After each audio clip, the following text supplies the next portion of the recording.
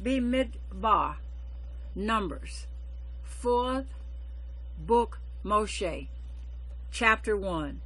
And Yehua spoke to Moshe in the wilderness of Sinai, in the tent of meeting, on the first day of the 2nd month in the 2nd year, after they had come out of the land of Mitsrayim, saying, Take a census of all the congregation of the children of Yisra'eel by their clans, by their fathers' houses, according to the number of names, every male head by head, from 20 years old and above, everyone going out to the army in Yisra'eel.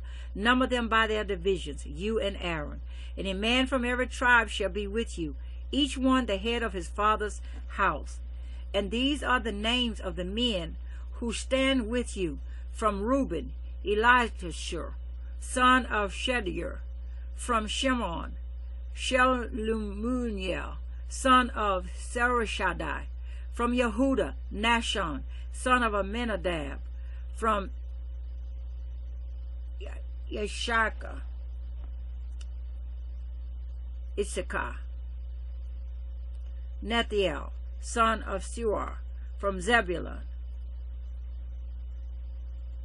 Eliab, son of Helon; from the sons of Joseph; from Ephraim, Elishama, son of Amminahud; from Manasseh, Gamaliel, son of Padashur; from Benjamin, Abidan, son of Gidonah; from Dan, Ahaziah, son of Amminashadai; from Asher, Pagael, son of Okran; from Gad, Eliasaph, son of Duel; from Naphtali, Aharon, son of Enan. These are the sons called from the congregation, leaders of their fathers, tribes, heads of thousands of Israel. And Moshe and Aaron took these men who were called by name, and they assembled all the congregation together on the first day of the 2nd month. And they declared their ancestry by clans, by their fathers' houses, according to the number of names, from 20 years old and above, each one head by head. As Yehua commanded Moshe, so he registered them in the wilderness of Sinai. And the children of Reuben, Yisrael's firstborn, their genealogies, by their clans, by their father's house, according to the number of names, every male head by head, from 20 years old and above, everyone going out to the army. Those who were registered of the tribe of Reuben were 46,500.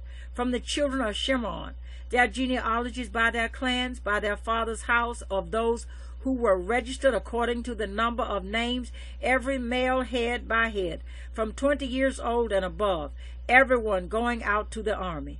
Those who were registered of the tribe of Shimon were 59,300. From the children of Gad, their genealogies by their clans, by their father's house, according to the number of names, from 20 years old and above, everyone going out to the army. Those who were registered of the tribe of Gad were 45,650. From the children of Yehuda, their genealogies by their clans, by their father's house, according to the number of names, from 20 years old and above, everyone going out to the army. Those who were registered of the tribe of Yehuda were 74,600. From the children of Issachar, their genealogies by their clans, by their father's house, according to the number of names, from 20 years old and above, everyone going out to the army. Those who were registered of the tribe of Issachar were 54,400. From the children of Zebulun, their genealogies by their clans, by their father's house, according to the number of names, from 20 years old and above, everyone going out to the army. Those who were registered of the tribe of Zebulun were 57,400. From the sons of Joseph, the children of Ephraim, their genealogies by their clans, by their father's house, according to the number of names, from 20 years old and above, everyone going out to the army. Those who were registered of the tribe of Ephraim were 40,500. From the children of Manasseh, their genealogies by their clans, by their father's house, according to the number of names, from 20 years old and above, everyone going out to the army. Those who were registered of the tribe of Manasseh were 32,200. From the children of Benjamin, their genealogies by their clans, by their father's house, according to the number of names, from 20 years old and above, everyone going out to the army. Those who were registered of the tribe of Benjamin were 35,400. From the children of Dan, their genealogies by their clans, by their father's house, according to the number of names, from 20 years old and above, everyone going out to the army. Those who were registered of the tribe of Dan were 62,700. From the children of Asher, their genealogies by their clans, by their father's house, according to the number of names, from 20 years old and above, everyone going out to the army. Those who were registered of the tribe of Asher was 41,500. From the children of Naphtali, their genealogies by their clans, by their father's house, according to the number of names, from 20 years old and above, everyone going out to the army. Those who were registered of the tribe of Naphtali were 53,400. These were those registered whom Moshe and Aaron registered, with the leaders of Yisra'ЄL, 12 men, each one of his father's house. And all those that were registered of the children of Israel by their father's house, from 20 years old and above, everyone going out to the army in Israel. All those that were registered were 603,550. But the Levites were not registered among them by their father's tribe, because Yehua had spoken to Moshe, saying, only the tribe of Levi you do not register, nor take a census of them among the children of Israel. Instead, appoint the Levites over the dwelling place of the witness, over all its furnishings, and over all that belongs to it. They bear the dwelling place and all its furnishings, and they attend to it, and camp around the dwelling place. And when the dwelling place is to go forward, the Levites take it down. And when the dwelling place is to be set up, the Levites set it up. And the stranger who comes near is put to death. And the children of Yisra'ЄL shall pitch their tents, everyone by his own camp, everyone by his own banner, according to their divisions. But let the Levites camp around the dwelling place of the witness, so that there be no wrath on the congregation of the children of Israel.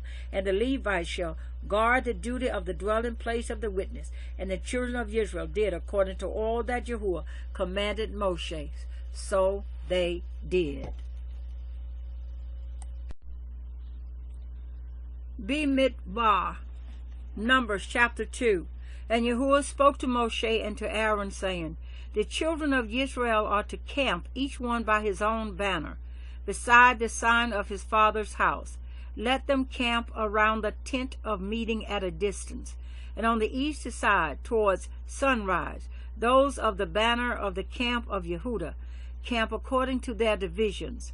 And the leader of the children of Yehuda, Nashon, son of Amminadab, and his army with their registered ones, 74,600. And those camping next to him is the tribe of Issachar. And the leader of the children of Issachar, Nathaniel, son of Zuar, and his army with his registered ones, 54,400. Then the tribe of Zebulun, and the leader of the children of Zebulun, Eliab, son of Helon, and his army with its registered ones, 57,400. Or the registered ones of the camp of Yehuda, according to their divisions, 186,400. These depart first, on the south side, the banner of the camp of Reuben, according to their divisions, and the leader of the children of Reuben, Elitzur, son of Shedar, and his army with its registered ones, 46,400. And those who camped next to him, the tribe of Shimon, and the leader of the children of Shimon, Shelumiel, son of Zurishaddai, and his army with their registered ones, 59,300. Then the tribe of Gad, and the leader of the children of Gad, Elishaph, son of Reuel, and his army with their registered ones, 45,650. All the registered ones of the camp of Reuben, according to their divisions, 151,450. And they are the second to depart. And the tent of meeting, the camp of the Levites, shall move out in the middle of the camps. As they camp, so they move out, everyone in his place by their banners. On the west side, the banner of the camp of Ephraim, according to their divisions, and the leader of the children of Ephraim, Elishama, son of Amminhud, and his army with their registered ones, 40,500. And next to him the tribe of Manasseh, and the leader of the children of Manasseh, Gamliel, son of Pedashur, and his army with their registered ones, 32,200. Then the tribe of Benjamin, and the leader of the children of Benjamin, Abidan, son of Gidoni, and his army with their registered ones, 35,400. Or the registered ones of the camp of Ephraim, according to their divisions, 108,100, and they are the third to depart. On the north side, the banner of the camp of Dan, according to their divisions, and the leader of the children of Dan, Ahiezer, son of Ammishaddai, and his army with their registered ones, 62,700, and those who camped next to him, the tribe of Asher, and the leader of the children of Asher, Pagiel, son of Okran, and his army with their registered ones, 41,500. Then the tribe of Naphtali, and the leader of the children of Naphtali, Aharon, son of Enan, and his army with their registered ones, 53,400. Or the registered ones of the camp of Dan, 157,100. They depart last with their banners. These were registered ones of the children of Yisra'eel by their fathers' houses, all who were registered according to their divisions of the camps, 603,550. But the Levites were not registered among the children of Israel, as Yahweh commanded Moshe. And the children of Israel did according to all that Yahweh commanded Moshe. So they camped by their banners, and so they departed, each one by his clan, according to their fathers' houses. Bemidbar, Numbers chapter 3. And these are the generations of Aaron and Moshe when Yahweh spoke with Moshe on Mount Sinai. And these are the names of the sons of Aaron: Nadab, the firstborn, and Abihu, Elisha, and Ithmah. These are the names of the sons of Aaron, the anointed priests whom he ordained to act as priests. And Nadab and Abihu had died before Yahweh when they brought strange fire before Yahweh in the wilderness of Sinai. And they had no children. So Eleazar and Ithmah acted as priests in the presence of Aaron their father. And Yahweh spoke to Moshe, saying, Bring the tribe of Levi near, and set them before Aaron the priest, and they shall serve him, and shall guard his duty and the duty of all the congregation before the tent of meeting, to do the service of the dwelling place. And they shall guard all the furnishings of the tent of meeting, and the duty of the children of Israel, to do the service of the dwelling place. And you shall give the Levites to Aaron and his sons. They are the given ones, given to him from among the children of Israel. And appoint Aaron and his sons, and they shall guard their priesthood. And the stranger who comes near shall be put to death. And Yahweh spoke to Moshe, saying, Now, look, I myself have taken the Levites from among the children of Israel, instead of every firstborn who opens the womb among the children of Israel, and the Levites shall be mine, because all the firstborn are mine. On the day that I struck all the firstborn in the land of Mitsrayim, I set apart to myself all the firstborn in Israel, both man and beast. They are mine. I am Yahweh. And Yahweh spoke to Moshe in the wilderness of Sinai, saying, Register the children of Levi by their fathers' houses, by their clans. Register every male from a month old and up. So Moshe registered them according to the word of Yahweh, as he had been commanded. And these were the sons of Levi by their names, Gershon, and Kohath, and Merari. And these are the names of the sons of Gershon by their clans, Libni and Shammai. And the sons of Kohath by their clans, Amram and Yitshar, Hebron and Yisra'ЄL. And the sons of Merari by their clans, Matlah and Mosheh. These are the sons of the Levites by their fathers' houses. From Gershon came the clan of the Libnites and the clan of the Shemites. These were the clans of the Gershonites. Their registered ones, according to the number of all the males from a month old and above. Their registered ones were 7,500. The clans of the Gershonites were to camp westward behind the dwelling place. And the leader of the father's house of the Gershonites, Elisaph, son of Lael, and the duty of the children of Gershon in the tent of meeting was the dwelling place, and the tent with its covering, and the covering of the door of the tent of meeting, and the screens of the courtyard, and the covering of the door of the courtyard, which is around the dwelling place, and the altar, and their cords, according to all its service. And from Kohath came the clan of the Amronites, and the clan of the Yisra'ites, and the clan of the Hebronites, and the clan of the Yisraelites. These were the clans of the Kohathites. In number, all the males from a month old and above were 8,600, guarding the duty of the set-apart place. The clans of the children of Kohath were to camp on the south side of the dwelling place, and the leader of the father's house of the clans of the Kohathites was Elisaphan, son of Yisra'ЄL, and their duty was the ark, and the table, and the lampstand, and the altars, and the utensils of the set-apart place used in the service, and the covering, and all its service. And Eleazar, son of Aaron the priest, was to be chief over the leaders of the Levites, with oversight of those who guard the duty of the set-apart place. From Merari came the clan of the Malites and the clan of the Mushites. These were the clans of Merari, and the number of their registered ones, all the males from a month old and above, were 6,200. And the leader of the father's house of the clans of Merari was Yisra'Єl, son of Abihail. These were to camp on the north side of the dwelling place. And the appointed duty of the children of Merari was the boards of the dwelling place, and its bars, and its columns, and its sockets, and its utensils, and all its service. And the columns of the courtyard all around, with their sockets, and their pegs, and their cords.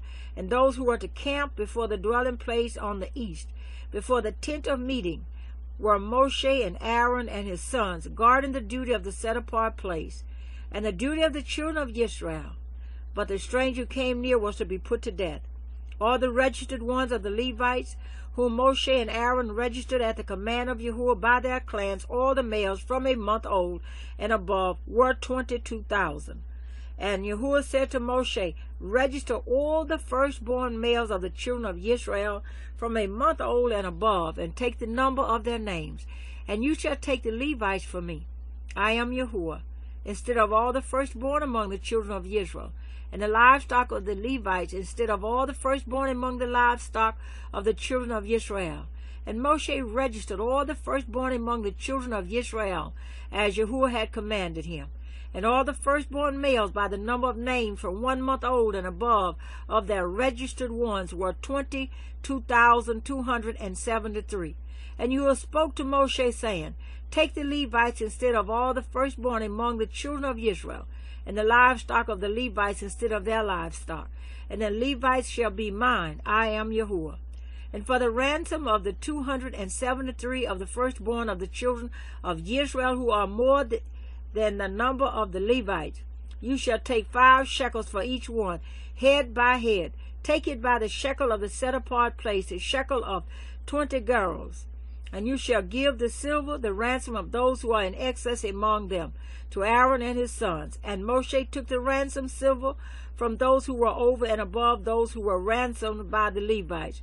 From the firstborn of the children of Yisra'eel he took the silver, 1,365 pieces, according to the shekel of the set-apart place. And Moshe gave their ransom silver to Aaron and to his sons, according to the word of Yehua, as Yehua had commanded Moshe. Bemidbar, Numbers chapter 4. And Yehua spoke to Moshe and to Aaron, saying, Take a census of the sons of Kohath from among the children of Levi by their clans, by their father's house, from 30 years old and above, even to 50 years old, all who enter the service to do the work in the tent of meeting. This is the service of the sons of Kohath in the tent of meeting, the most set apart matters. At the breaking of camp, Aaron and his sons shall come, and they shall take down the covering veil, and cover the ark of the witness with it, and shall put on it a covering of fine leather, and spread over that an all blue wrapper, and shall insert its poles. And on the table of shewbread they shall spread a blue wrapper, and shall put on it the dishes and the ladles and the bowls and the jars for pouring, and the showbread on it. And they shall spread over them a scarlet wrapper, and cover the same with a covering of fine leather, and shall insert its poles. And shall take a blue wrapper, and cover the lampstand of the light with its lamps, and its snuffers, and its trays, and all its oil vessels by which they serve it. And they shall put it with all its utensils in a covering of fine leather, and put it on a bar. And over the golden altar they shall spread a blue wrapper, and cover it with a covering of fine leather, and shall insert its poles. And shall take all the utensils of service with which they serve in a set-apart place, and shall put them in a blue wrapper, cover them with a covering of fine leather, and put them on a bar. And shall remove the ashes from the altar, and spread a purple wrapper over it, and shall put on it all its utensils by which they serve there, the fire holders, the forks, and the shovels, and the basins, and all the utensils of the altar, and shall spread on it a covering of fine leather, and insert its poles. And when Aaron and his sons have finished covering the set-apart objects and all the furnishings of the set-apart place at the breaking of camp, then the sons of Kohath shall come to lift them, but let them not touch that which is set apart, lest they die.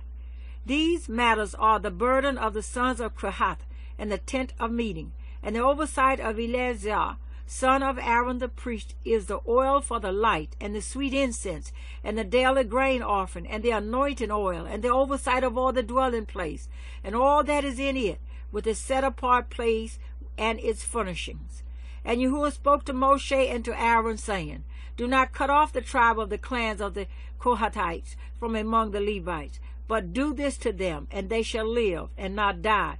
When they approach the most set-apart objects, Aaron and his sons shall go in and appoint each of them to his service and his burden. They are not, however, to go in to watch while the set-apart objects are being covered, lest they die. And Yehua spoke to Moshe, saying, Take a census also of the sons of Gershon, by their father's house, by their clans. Register them from 30 years old and above, even to 50 years old, all who enter to perform the service, to do the service in the tent of meeting.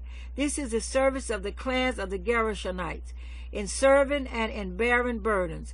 And they shall bear the curtains of the dwelling place and the tent of meeting with its covering, the covering of fine leather that is on it, the covering for the door of the tent of meeting, and the screens of the courtyard, and the covering for the door of the gate of the courtyard, which is around the dwelling place and altar, and their cords.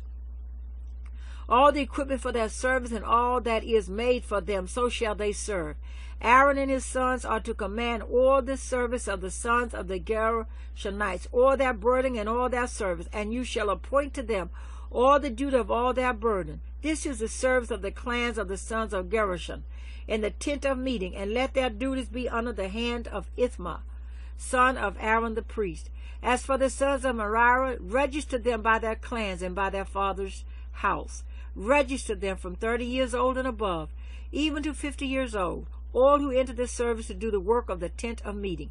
And this is the duty of their burden according to all their service for the tent of meeting. The boards of the dwelling place, and its bars, and its columns, and its sockets, and the columns around the courtyard with their sockets and their pegs and their cords, with all their equipment, and all their service, and assigned to each by name the equipment of the duty of their burden.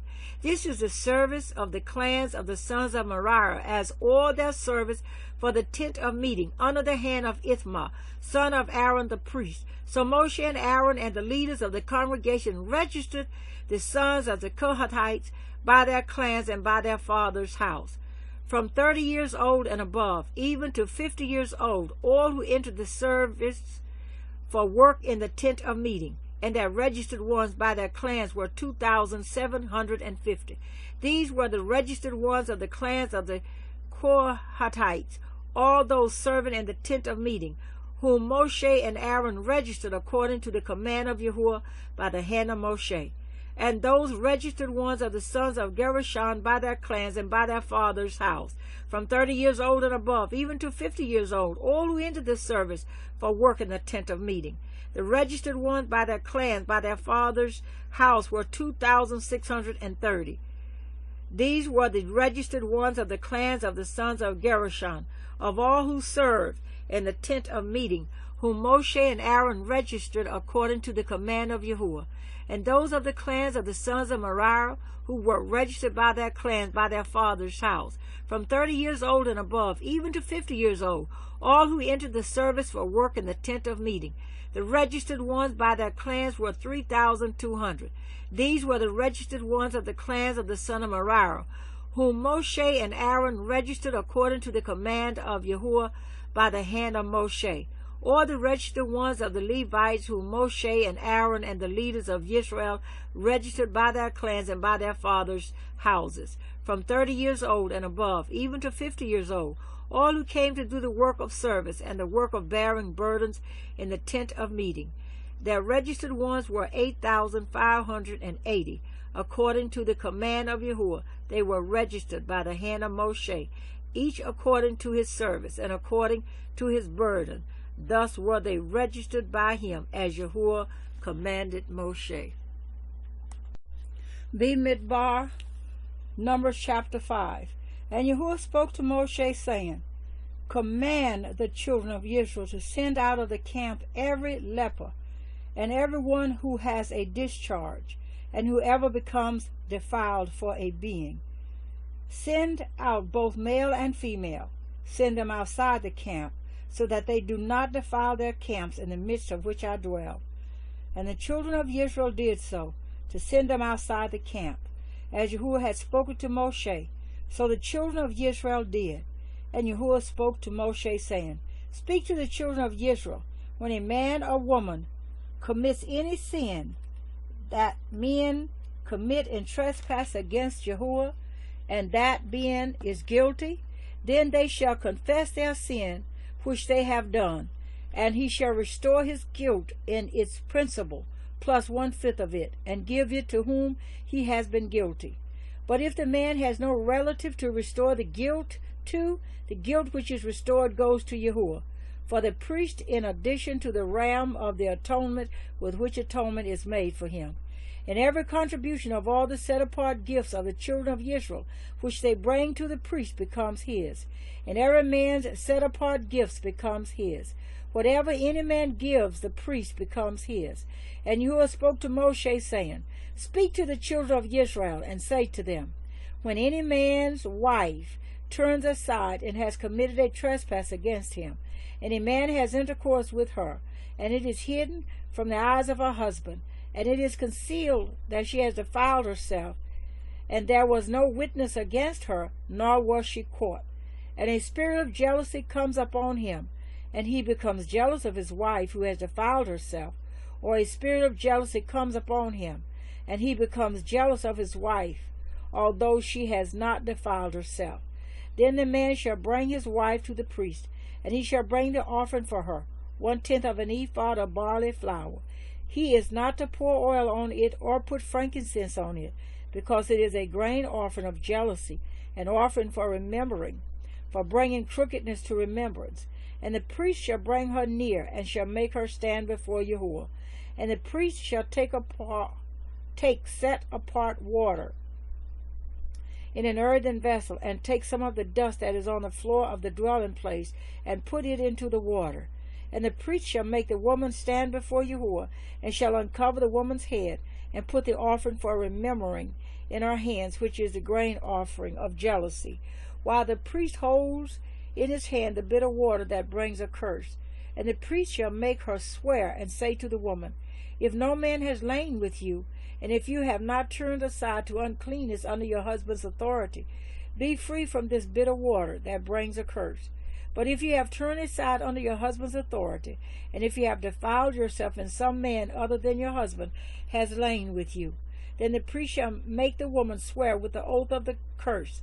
And he shall say to the woman, Yahweh make you a curse and an oath among your people, when Yahweh makes your thigh waste away and your belly swell. And this water that causes the curse shall go into your inward parts, and make your belly swell, and your thigh waste away. And the woman shall say, Amen, Amen. And the priest shall write these curses in a book, and shall wipe them off into the bitter water, and shall make the woman drink the bitter water that brings the curse. And the water that brings the curse shall enter her to become bitter. And the priest shall take the grain offering of jealousy from the woman's hand, and shall weigh this offering before Yahweh, and bring it to the altar. And the priest shall take a hand filled with the offering as its remembrance offering, and burn it on the altar, and afterward make the woman drink the water.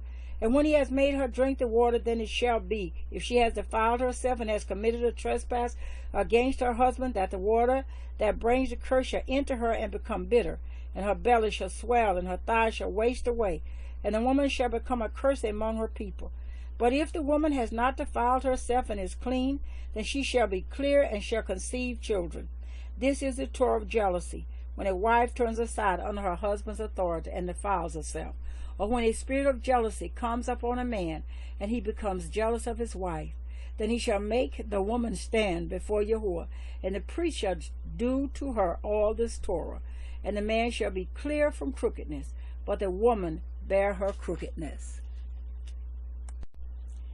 Bemidbar, Numbers chapter 6. And Yahweh spoke to Moshe, saying, Speak to the children of Israel, and say to them, When a man or woman does separate by making a vow of a Nazarite to be separate to Yahweh, he separates himself from wine and strong drink. He drinks neither vinegar of wine nor vinegar of strong drink. Neither does he drink any grape juice, nor eat grapes or raisins. All the days of his separation he does not eat whatever is made of the grapevine from seed to skin. All the days of the vow of his separation a razor does not come upon his head, until the days are completed for which he does separate himself to Yahweh. He is set apart. He shall let the locks of the hair of his head grow long. All the days of his separation to Yahweh he does not go near a dead body. He does not make himself unclean for his father or for his mother, for his brother or his sister, when they die, because his separation to Elohim is on his head. All the days of his separation he is set apart to Yahweh. And when anyone dies beside him in an instant, suddenly, and he has defiled the head of his separation, then he shall shave his head on the day of his cleansing. On the 7th day he shaves it. And on the 8th day he brings 2 turtle doves, or 2 young pigeons, to the priest to the door of the tent of meeting. And the priest shall prepare one as a sin offering, and the other as a burnt offering, and shall make atonement for him, because he sinned by reason of the dead body. And he shall set apart his head on that day, and shall separate to Yahweh the days of his separation, and shall bring a male lamb, a year old, as a guilt offering. But the former days are not counted, because his separation was defiled. And this is the Torah of the Nazarite. When the days of his separation are completed, he is brought to the door of the tent of meeting. And he shall bring his offering to Yahweh, 1 male lamb, a year old, a perfect one, as a burnt offering, and 1 ewe lamb, a year old, a perfect one, as a sin offering, and 1 ram, a perfect one, as a peace offering, and a basket of unleavened bread, cakes of fine flour mixed with oil, and unleavened thin cakes anointed with oil, and their grain offering with their drink offerings. And the priest shall bring them before Yahweh, and prepare his sin offering and his burnt offering. And he shall prepare the ram as a peace offering to Yahweh, together with a basket of unleavened bread. And the priest shall prepare its grain offering and its drink offering. And the Nazarite shall shave the head of his separation at the door of the tent of meeting, and shall take the hair from the head of his separation, and shall put it on the fire, which is under the slaughtering of the peace offering. And the priest shall take the boiled shoulder of the ram, and one unleavened cake from the basket, and one unleavened thin cake, and put them upon the hands of the Nazarite after he has shaved his hair of separation. Then the priest shall wave them, a wave offering before Yahweh. It is set apart for the priest, besides the breast of the wave offering, and besides the thigh of the contribution. And afterwards the Nazarite shall drink wine. This is the Torah of the Nazarite who vows to Yahweh the offering for his separation, and besides that, whatever else his hand is able to provide, according to the vow which he takes, so he shall do according to the Torah of his separation. And Yahweh spoke to Moshe, saying, Speak to Aaron and his son, saying, This is how you bless the children of Israel. Say to them, Yahweh bless you and guard you. Yahweh make his face shine upon you and show favor to you. Yahweh lift up his face upon you and give you peace. Thus they shall put my name on the children of Israel, and I myself shall bless them. Bemidbar, Numbers chapter 7. And it came to be, when Moshe finished setting up the dwelling place, that he anointed it and set it apart, and all its furnishings, as well as the altar and all its utensils. Thus he anointed them and set them apart. And the leaders of Yisra'eel, heads of their fathers, houses who were the leaders of the tribes, and over the ones registered, drew near. And they brought their offering before Yahweh, 6 covered wagons and 12 cattle, a wagon for every 2 of the leaders, and for each one a bull. And they brought them near before the dwelling place. And Yahweh spoke to Moshe, saying, Accept these from them, and they shall be used during the service of the tent of meeting, and you shall give them to the Levites, each one according to his service. And Moshe took the wagons and the cattle, and gave them to the Levites. He gave 2 wagons and 4 cattle to the sons of Gershon, according to their service. And he gave 4 wagons and 8 cattle to the sons of Merari, according to their service, under the hand of Ithamar, son of Aaron the priest.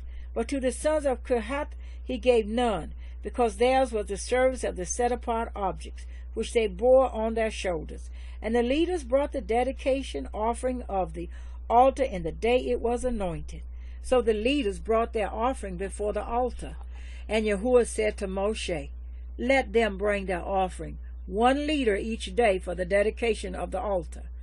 And the one who brought his offering on the first day was Nahshon, son of Amminadab, from the tribe of Yehudah.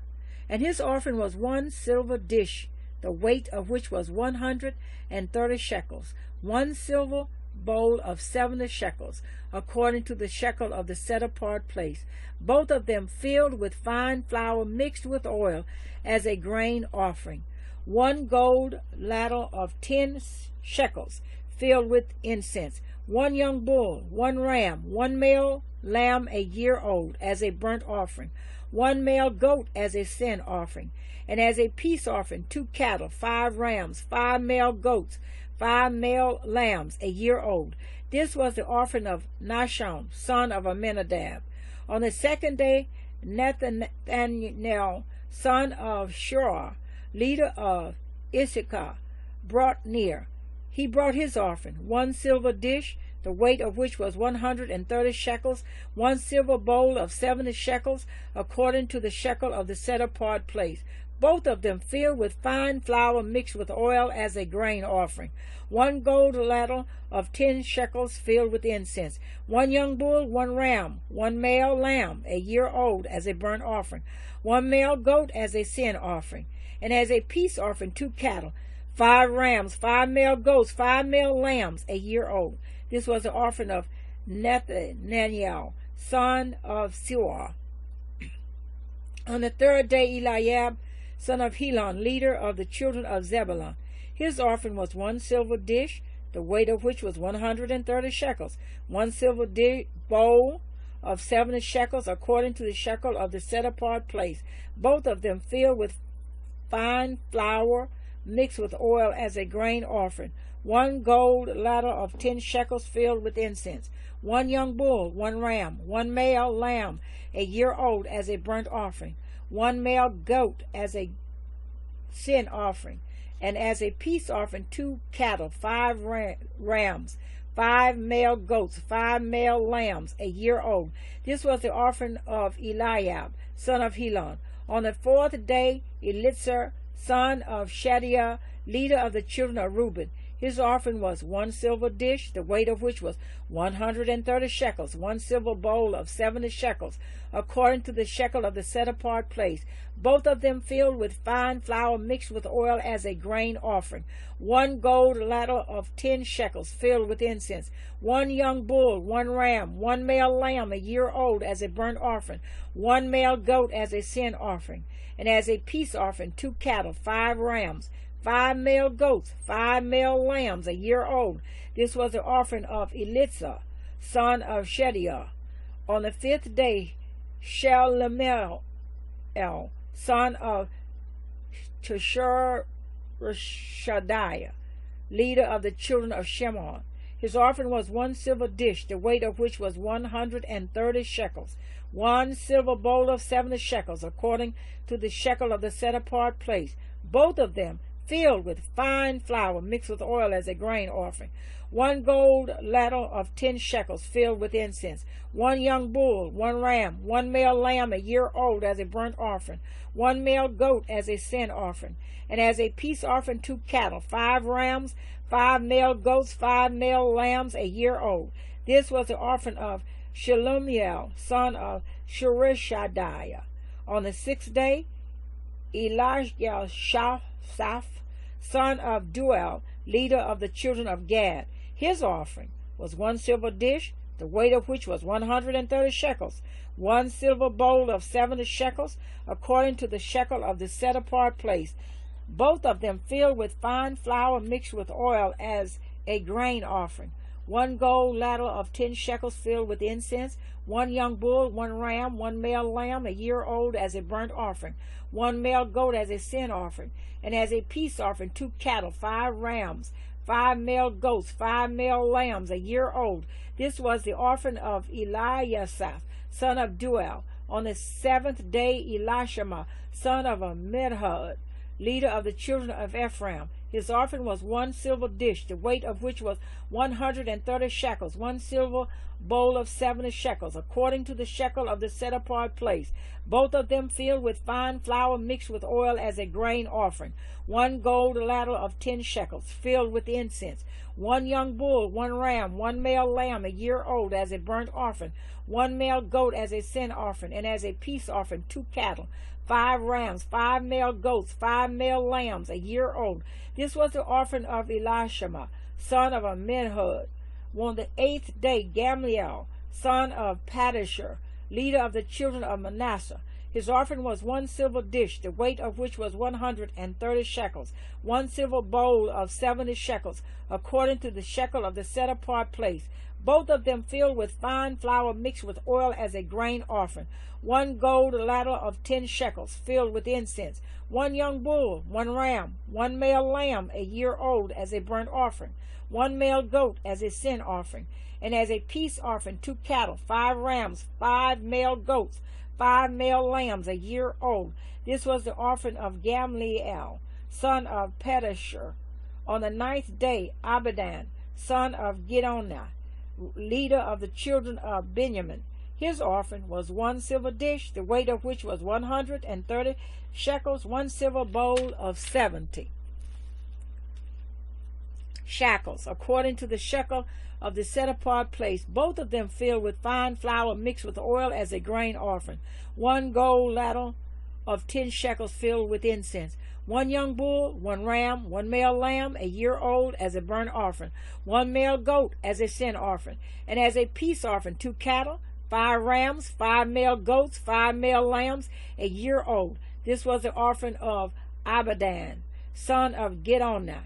On the 10th day, Ahaziah, son of Ammishaddai, leader of the children of Dan. His offering was 1 silver dish, the weight of which was 130 shekels, 1 silver bowl of 70 shekels, according to the shekel of the set-apart place, both of them filled with fine flour mixed with oil as a grain offering, 1 gold ladle of 10 shekels filled with incense, 1 young bull, 1 ram, 1 male lamb a year old as a burnt offering, 1 male goat as a sin offering, and as a peace offering, 2 cattle, 5 rams, 5 male goats, 5 male lambs a year old. This was the offering of Ahaziah, son of Ammishaddai. On the 11th day, Pagiel, son of Ochran, leader of the children of Asher. His offering was 1 silver dish, the weight of which was 130 shekels, 1 silver bowl of 70 shekels, according to the shekel of the set-apart place, both of them filled with fine flour mixed with oil as a grain offering, 1 gold ladle of 10 shekels filled with incense, 1 young bull, 1 ram, 1 male lamb a year old as a burnt offering, 1 male goat as a sin offering, and as a peace offering, 2 cattle, 5 rams, 5 male goats, 5 male lambs a year old. This was the offering of Pagiel, son of Ochran. On the 12th day, Aharon, son of Enan, leader of the children of Naphtali. His offering was 1 silver dish, the weight of which was 130 shekels, 1 silver bowl of 70 shekels, according to the shekel of the set-apart place, both of them filled with fine flour mixed with oil as a grain offering, 1 gold ladle of 10 shekels filled with incense, 1 young bull, 1 ram, 1 male lamb a year old as a burnt offering, 1 male goat as a sin offering, and as a peace offering, 2 cattle, 5 rams, 5 male goats, 5 male lambs a year old. This was the offering of Aharon, son of Enan. This was the dedication of the altar from the leaders of Yisra'ЄL when it was anointed. 12 silver dishes, 12 silver bowls, 12 gold ladles. Each silver dish was 130 shekels, and each bowl 70 shekels. All the silver of the vessels was 2,400 shekels, according to the shekel of the set-apart place. The 12 gold ladles filled with incense was 10 shekels each, according to the shekel of the set-apart place. All the gold of the ladles was 120 shekels. All the cattle for the burnt offering were 12 young bulls, the rams 12, the male lambs a year old 12, with their grain offering, and the male goats as a sin offering 12. And all the cattle for the peace offerings were 24 bulls, the rams 60, the male goats 60, the lambs a year old 60. This was the dedication of the altar after it was anointed. And when Moshe went into the tent of meeting to speak with him, he heard the voice of one speaking to him from above the lid of atonement that was on the ark of the witness, from between the 2 cherubim. Thus he spoke to him. Bemidbar, Numbers chapter 8. And Yahweh spoke to Moshe, saying, Speak to Aaron and say to him, When you set up the lamps, let the 7 lamps give light in front of the lampstand. And Aaron did so. He set up the lamps to face toward the front of the lampstand, as Yahweh commanded Moshe. And this is the work of the lampstand: beaten work of gold from its base to its blossoms. It is beaten work, according to the pattern which Yahweh had shown Moshe. So he made the lampstand. And Yahweh spoke to Moshe, saying, Take the Levites from among the children of Yisra'ЄL, and you shall cleanse them. And do this to them to cleanse them. Sprinkle water of sin offering on them, and they shall shave all their body, and shall wash their garments and cleanse themselves. And shall take a young bull with his grain offering of fine flour mixed with oil, while you take another young bull as a sin offering. And you shall bring the Levites before the tent of meeting, and you shall assemble all the congregation of the children of Yisrael. And you shall bring the Levites before Yahuwah, and the children of Yisrael shall shall lay their hands on the Levites, and Aaron shall wave the Levites before Yahweh, a wave offering from the children of Yisrael. So shall they be for doing the service of Yahweh. And the Levites shall lay their hands on the heads of the young bulls, and one shall be prepared as a sin offering, and the other as a burnt offering to Yahweh, to make atonement for the Levites. And you shall have the Levites stand before Aaron and his sons, and then wave them a wave offering to Yahweh. Thus you shall separate the Levites from among the children of Yisra'eel, and the Levites shall be mine. Then after that the Levites shall go in to do service in the tent of meeting, when you have cleansed them and waved them as a wave offering. For they are given ones, given to me from among the children of Yisrael. I have taken them for myself instead of all who open the womb, the firstborn of all the children of Yisrael.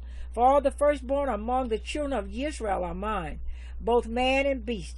On the day that I smote all the firstborn in the land of Mitsrayim, I set them apart unto myself. And I have taken the Levites instead of all the firstborn of the children of Yisrael. And I have given the Levites as a gift to Aaron and his sons from among the children of Yisrael, to do the service of the children of Yisrael in the tent of meeting, and to make atonement for the children of Yisrael, that there be no plague among the children of Yisrael, when the children of Yisrael come near the set-apart place.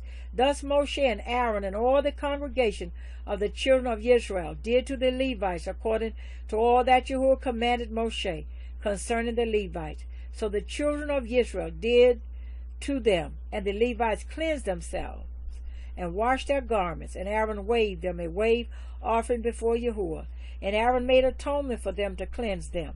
Then after that the Levites went in to do their service in the tent of meeting before Aaron and his sons, as Yahweh commanded Moshe concerning the Levites, so they did to them. And Yahweh spoke to Moshe, saying, This applies to the Levites from 25 years old and above. Let him come into active service in the service of the tent of meeting. And at the age of 50 years they retire from active service of the service and serve no more. But they shall attend with their brothers in the tent of meeting to guard the duty, but shall do no service. Thus you shall do to the Levites regarding their duties. Bemidbar, Numbers chapter 9. And Yahweh spoke to Moshe in the wilderness of Sinai in the first month of the 2nd year, after they had come out of the land of Mitsrayim, saying, Now let the children of Israel perform the Passover at its appointed time, on the 14th day of this month, between the evenings. Perform it at its appointed time. According to all its laws and right rulings, you perform it. And Moshe spoke to the children of Israel to perform the Passover. So they performed the Passover on the 14th day of the first month, between the evenings in the wilderness of Sinai, according to all that Yahweh commanded Moshe. So the children of Israel did. But there were men who were defiled for a being of a man, so that they were not able to perform the Passover on that day. So they came before Moshe and Aaron that day. And those men said to him, We are defiled for the being of a man. Why are we withheld from bringing near the offering of Yahuwah at its appointed time among the children of Israel? And Moshe said to them, Wait, let me hear what Yahuwah commands concerning you.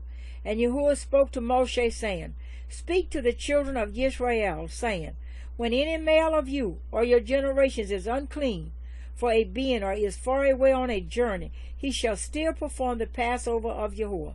On the 14th day of the 2nd month, between the evenings they perform it.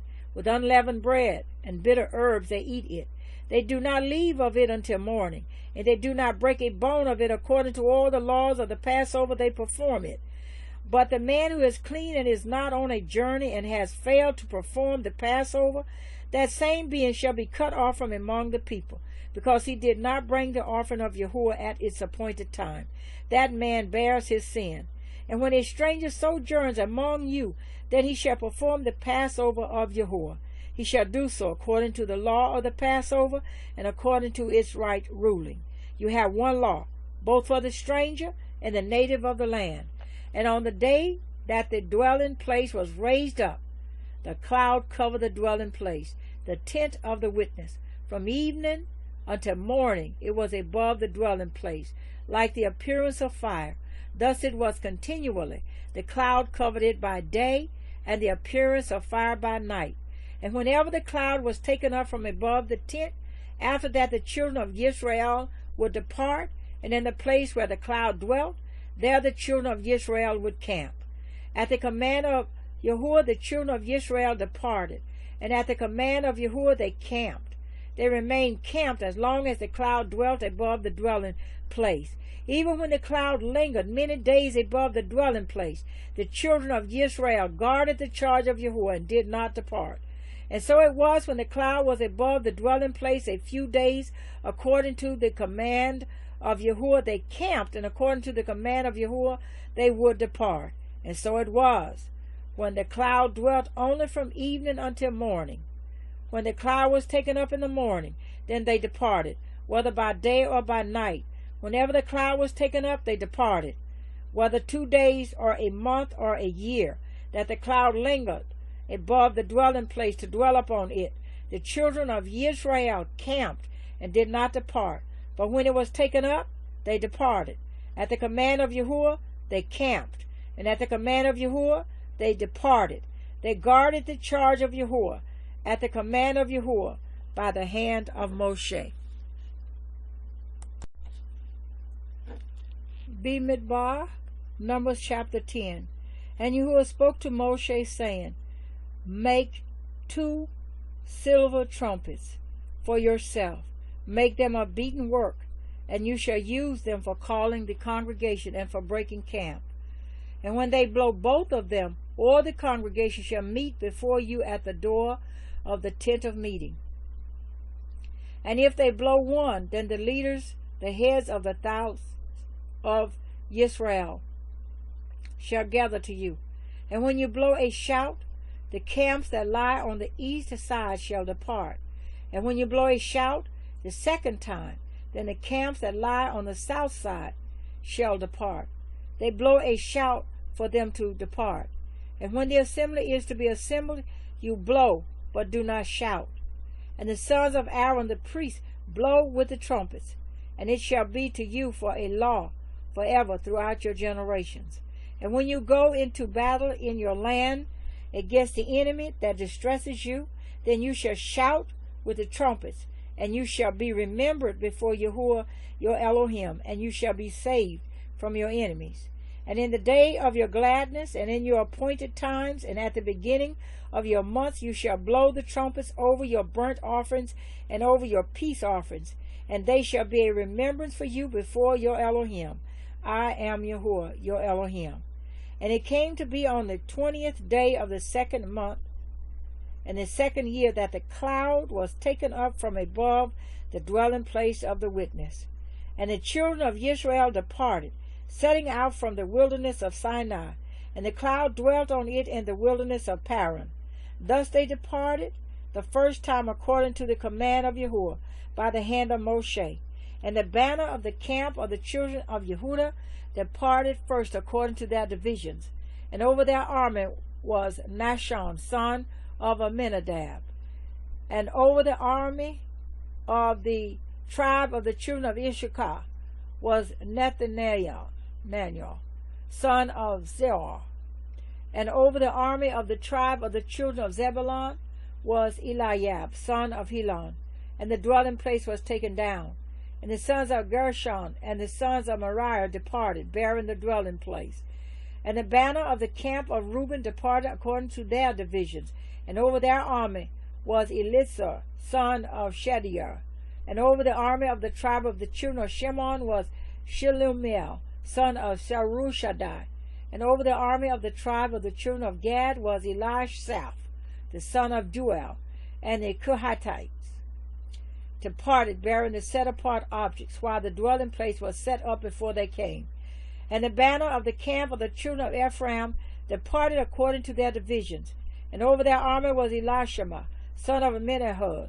And over the army of the tribe of the children of Manasseh was Gamaliel, son of Padashur. And over the army of the tribe of the children of Benjamin was Abidan, son of Gidoni. And the banner of the camp of the children of Dan, which formed the rear guard of all the camps, departed according to their divisions, and over their army was Ahijah, son of Ammishaddai.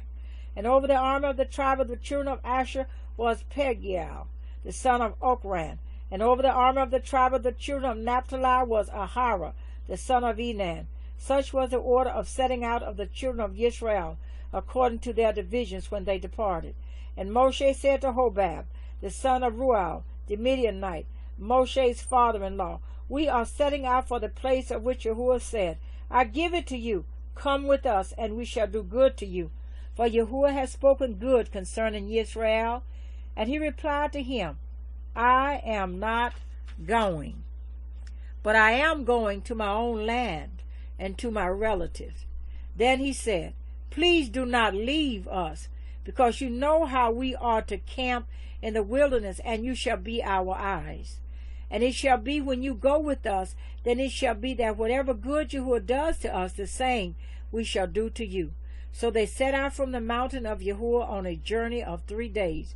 And the ark of the covenant of Yahweh went before them for the 3 days' journey to seek out a resting place for them.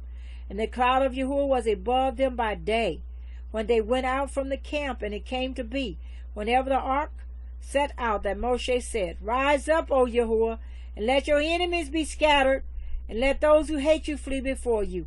And when it rested, he said, Return, O Yahweh, to the countless thousands of Yisra'eel. Bemidbar, Numbers chapter 11. And it came to be, when the people were as complainers, it was evil in the ears of Yahweh. And Yahweh heard it, and his displeasure burned. And the fire of Yahweh burned among them, and consumed those in the outskirts of the camp. And the people cried out to Moshe, prayed to Yahweh, and the fire died down. Then he called the name of the place Taberah, because the fire of Yahweh had burned among them. And the mixed multitude who were in their midst lusted greatly. So the children of Yisrael also wept again, and said, Who is giving us meat to eat? We remember the fish which we ate without cost in Mitsrayim, the cucumbers, and the melons, and the leeks, and the onions, and the garlic.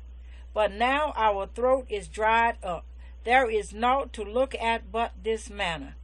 Now the manna was like coriander seed, and its appearance like the appearance of bdellium. The people about and gathered it, ground it on millstones, or beat it in the mortar, and cooked it in a pot, and made cakes of it. And its taste was as the taste of cakes baked with oil. And when the dew fell on the camp at night, the manna fell on it. And Moshe heard the people weeping throughout their clans, each man at the door of his tent. And the displeasure of Yahweh burned exceedingly. And in the eyes of Moshe it was evil. So Moshe said to Yahweh, Why have you done evil to your servant? And why have I not found favor in your eyes, to put the burden of all these people on me? Was it I who conceived all these people? Was it I who brought them forth, that you should say to me, Carry them in your bosom, as the foster father carries a nursing child, to the land which you swore to their fathers? Where am I to get meat to give to all these people? For they weep before me, saying, Give us meat to eat. I am unable to bear all these people alone, because the burden is too heavy for me. And if you are doing this to me, please slay me altogether, if I have found favor in your eyes, and let me not see my evil. Then Yahweh said to Moshe, Gather to me 70 men of the elders of Yisra'eel, whom you know to be the elders of the people and officers over them, and bring them to the tent of meeting, and let them stand there with you. And I shall come down and speak with you there, and shall take of the spirit that is on you, and put on them. And they shall bear the burden of the people with you, so that you do not bear it yourself alone. And say to the people, Set yourselves apart for tomorrow, and you shall eat meat, because you have wept in the hearing of Yahweh, saying, Who is giving us meat to eat? for it was well with us in Mitsrayim. And Yahweh shall give you meat, and you shall eat.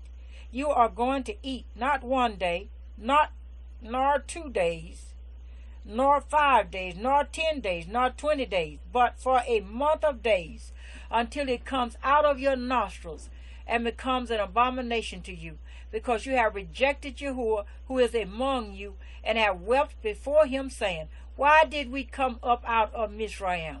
And Moshe said, The people in whose midst I am are 600,000 men on foot, and you have said, I give them meat to eat for a month of days.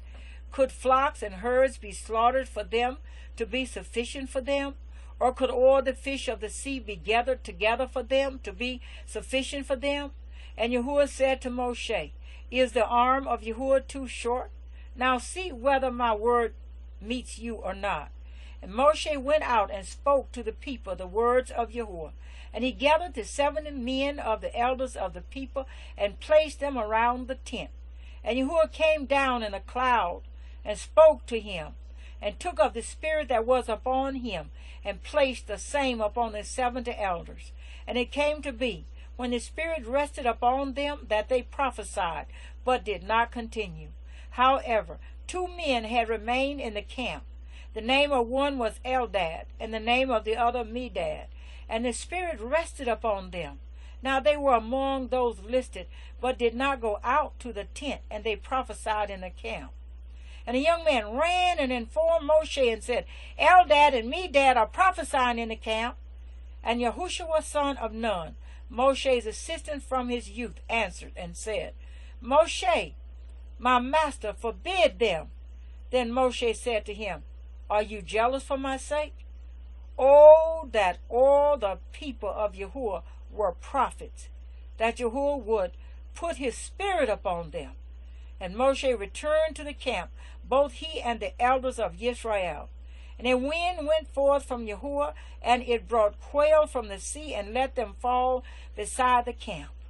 About a day's journey on this side, and about a day's journey on the other side, all around the camp, and about 2 cubits above the surface of the ground. And the people were up all that day, and all that night, and all the next day, and gathered the quail. He who has least gathered 10 homers, and they spread them out for themselves all around the camp. The meat was still between their teeth before it was chewed, and the wrath of Yahuwah burned against the people, and Yahuwah smote the people with an exceeding great plague. Then he called the name of that place Kibroth Hattahawa, because there they buried the people who had lusted. From Kibroth Hattahawa the people set out for Hazeroth, and they were at Hazeroth.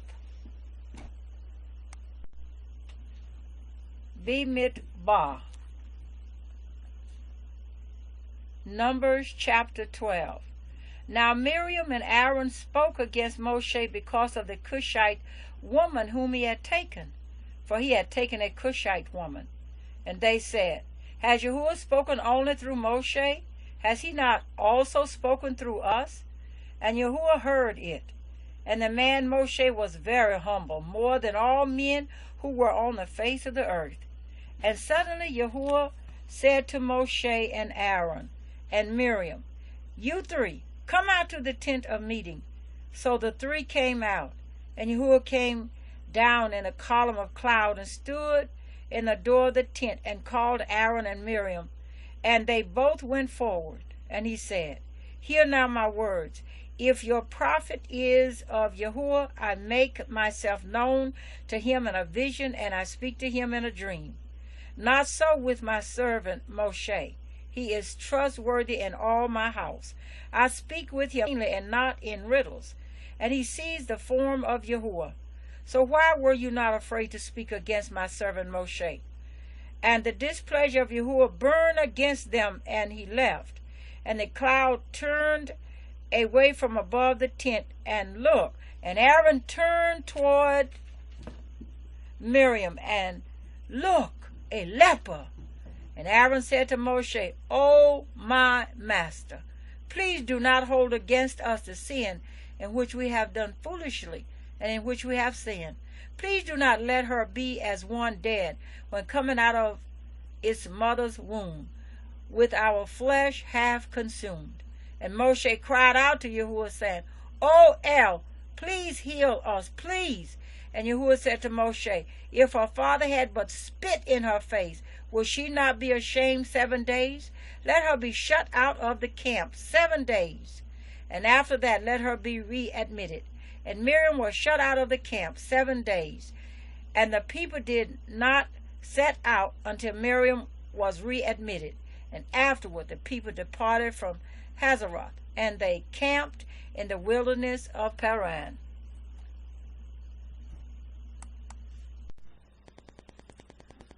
Bemidbar, Numbers chapter 13. And Yahweh spoke to Moshe, saying, Send men to spy out the land of Canaan, which I am given to the children of Yisra'eel. Send 1 man from each tribe of their fathers, every one a leader among them. And by the command of Yahweh, Moshe sent them from the wilderness of Paran, all of them men who were heads of the children of Yisrael. And these were their names: from the tribe of Reuben, Shemua, son of Zachor; from the tribe of Shimon, Shaphat, son of Horah; from the tribe of Yehuda, Caleb, son of Yefunah; from the tribe of Issachar, Yigal, son of Joseph; from the tribe of Ephraim, Hoshea, son of Nun; from the tribe of Benjamin, Palti, son of Raphu; from the tribe of Zebulun, Gadiel, son of Zodi; from the tribe of Joseph; from the tribe of Manasseh, Gadai, son of Susa; from the tribe of Dan, Amiel, son of Gamaliel; from the tribe of Asher, Shethar, son of Michael; from the tribe of Naphtali, Nabai, son of Usa; from the tribe of Gad, Geuel, son of Makkah. These are the names of the men whom Moshe sent to spy out the land. And Moshe called Hoshea, the son of Nun, Yahushua. And Moshe sent them to spy out the land of Canaan, and said to them, Go up here unto the south, and go up to the mountains, and see what the land is like, and the people who dwell in it, whether strong or weak, whether few or many, and whether the land they dwell in is good or evil, whether the cities they inhabit are in camps or strongholds, and whether the land is rich or poor, and whether there are forests there or not. And you shall be strong, and bring some of the fruit of the land. Now the time was the season of the first fruits of grapes. So they went up and spied out the land from the wilderness of Sin as far as Rehob, near the entrance of Hamath. And they went up through the south and came to Hebron. And Aharon, Shushai, and Talmai, the descendants of Enoch, were there. Now Hebron had been built 7 years before Zoan in Mitsrayim. And they came to the Wadi Eshcol, and cut down from there a branch with 1 cluster of grapes. And they bore it between 2 of them on a pole, also of the pomegranates and of the figs. That place was called the Wadi Eshcol, because of the cluster which the men of Yisrael cut down from there. And they returned from spying out the land after 40 days. And they went and came to Moshe and Aaron and all the congregation of the children of Yisrael in the wilderness of Paran, at Kadesh. And they brought back word to them, and to all the congregation showed them the fruit of the land. And they reported to him and said, We went to the land where you sent us, and truly it flows with milk and honey, and this is its fruit. But the people who dwell in the land are strong, and the cities are walled, very great. And we see the descendants of Enoch there too. The Amalekites dwell in the land of the south, while the Hittites and the Jebusites and the Amorites dwell in the mountains. And the Canaanites dwell by the sea and along the banks of the Jordan. And Caleb silenced the people before Moshe and said, Let us go up at once and take possession, for we are certainly able to overcome it. But the men who had gone up with him said, We are not able to go up against the people, for they are stronger than we. And they gave the children of Israel an evil report of the land which they had spied out, saying, The land through which we have gone as spies is a land eating up its inhabitants, and all the people whom we saw in it are men of great size.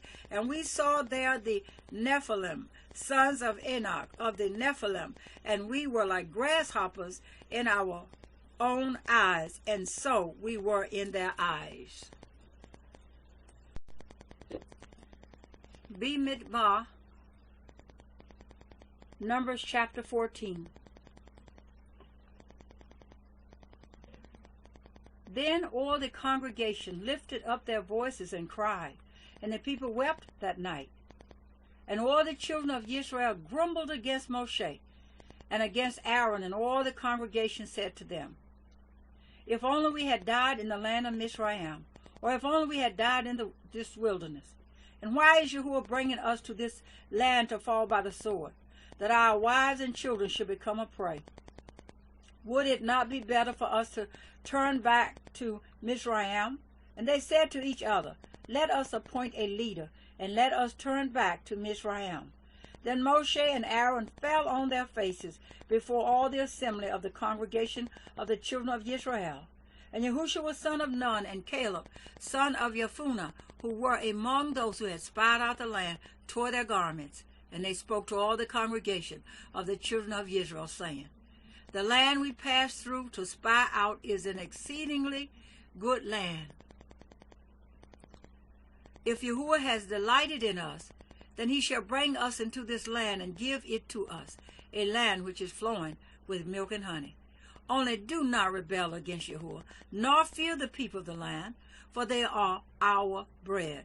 Their defense has turned away from them, and Yahuwah is with us. Do not fear them. But all the congregation said to stone them with stones.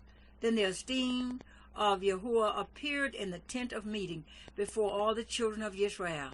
And Yahuwah said to Moshe, How long shall I be scorned by these people, and how long shall I not be trusted by them, with all the signs which I have done in their midst? Let me smite them with the pestilence and disinherit them, and make of you a nation greater and mightier than they. And Moshe said to Yahuwah, Then the Mizrahites shall hear it, for by your power you brought these people up from their midst. And they shall say to the inhabitants of this land, They have heard that you, Yahuwah, are in the midst of these people, that you, Yahuwah, are seen eye to eye, and that your cloud stands above them. And you go before them in a column of cloud by day, and in a column of fire by night. Now if you shall kill these people as one man, then the nations which have heard of your report shall speak, saying, Because Yahuwah was not able to bring this people to the land which he swore to give them, therefore he killed them in the wilderness. And now I pray, let the power of Yahuwah be great, as you have spoken, saying, Yahuwah is patient and of great kindness, forgiving crookedness and transgression, but by no means leaving unpunished, visiting the crookedness of the fathers on the children to the third and fourth generation. Please forgive the crookedness of this people, according to the greatness of their kindness, as you have forgiven this people from Mizraim even until now. And Yahuwah said, I shall forgive according to your word. But truly, as I live, and all the earth is filled with the esteem of Yahuwah, for none of these men who have seen my esteem and the signs which I did in Mizraim and in the wilderness, and have tried me now these 10 times, and have disobeyed my voice, shall see the land of which I swore to their fathers. Nor any of those who scorn me see it. But my servant Caleb, because he has a different spirit in him and has followed me completely, I shall bring into the land where he went, and his seed shall inherit it. Since the Amalekites and the Canaanites are dwelling in the valley, turn back tomorrow and set out into the wilderness by the way of the Sea of Reeds. And Yahuwah spoke to Moshe and to Aaron, saying, How long shall this evil congregation have this grumbling against me? I have heard the grumblings which the children of Israel are grumbling against me. Say to them, As I live, declares Yahweh, as you have spoken in my hearing, so do I to you.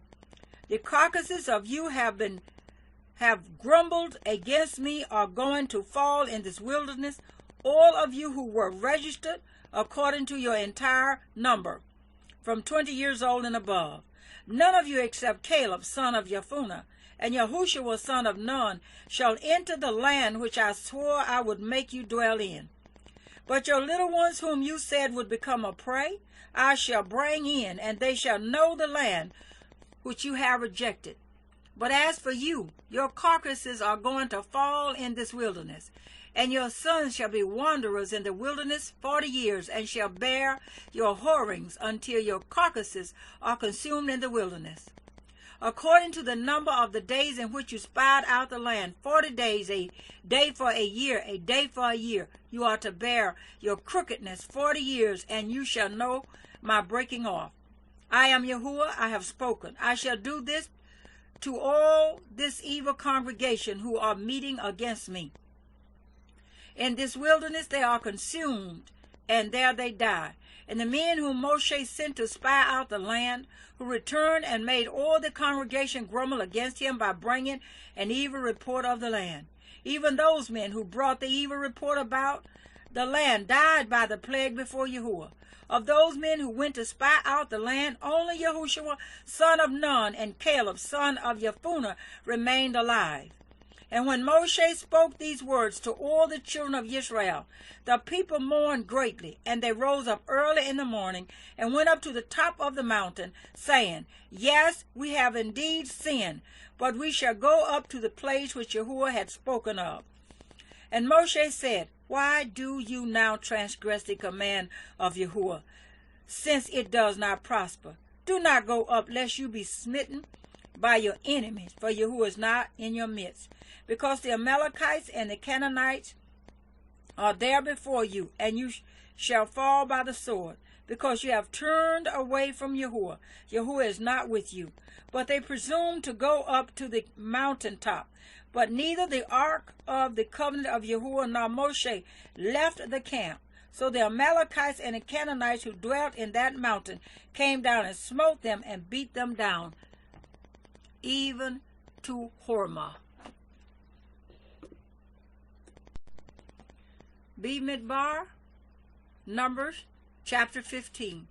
And Yahuwah spoke to Moshe, saying, Speak to the children of Israel, and say to them, When you have come into the land of your dwellings, which I am giving you, and you make an offering by fire to Yahuwah, a burnt offering, or a slaughtering to accomplish a vow, or as a voluntary offering, or in your appointed times to make a sweet fragrance to Yahuwah from the herd or the flock, then he who brings near his offering to Yahuwah shall bring near a grain offering of 1/10 of an ephah of fine flour mixed with 1/4 of a hin of oil, and 1/4 of a hin of wine as a drink offering.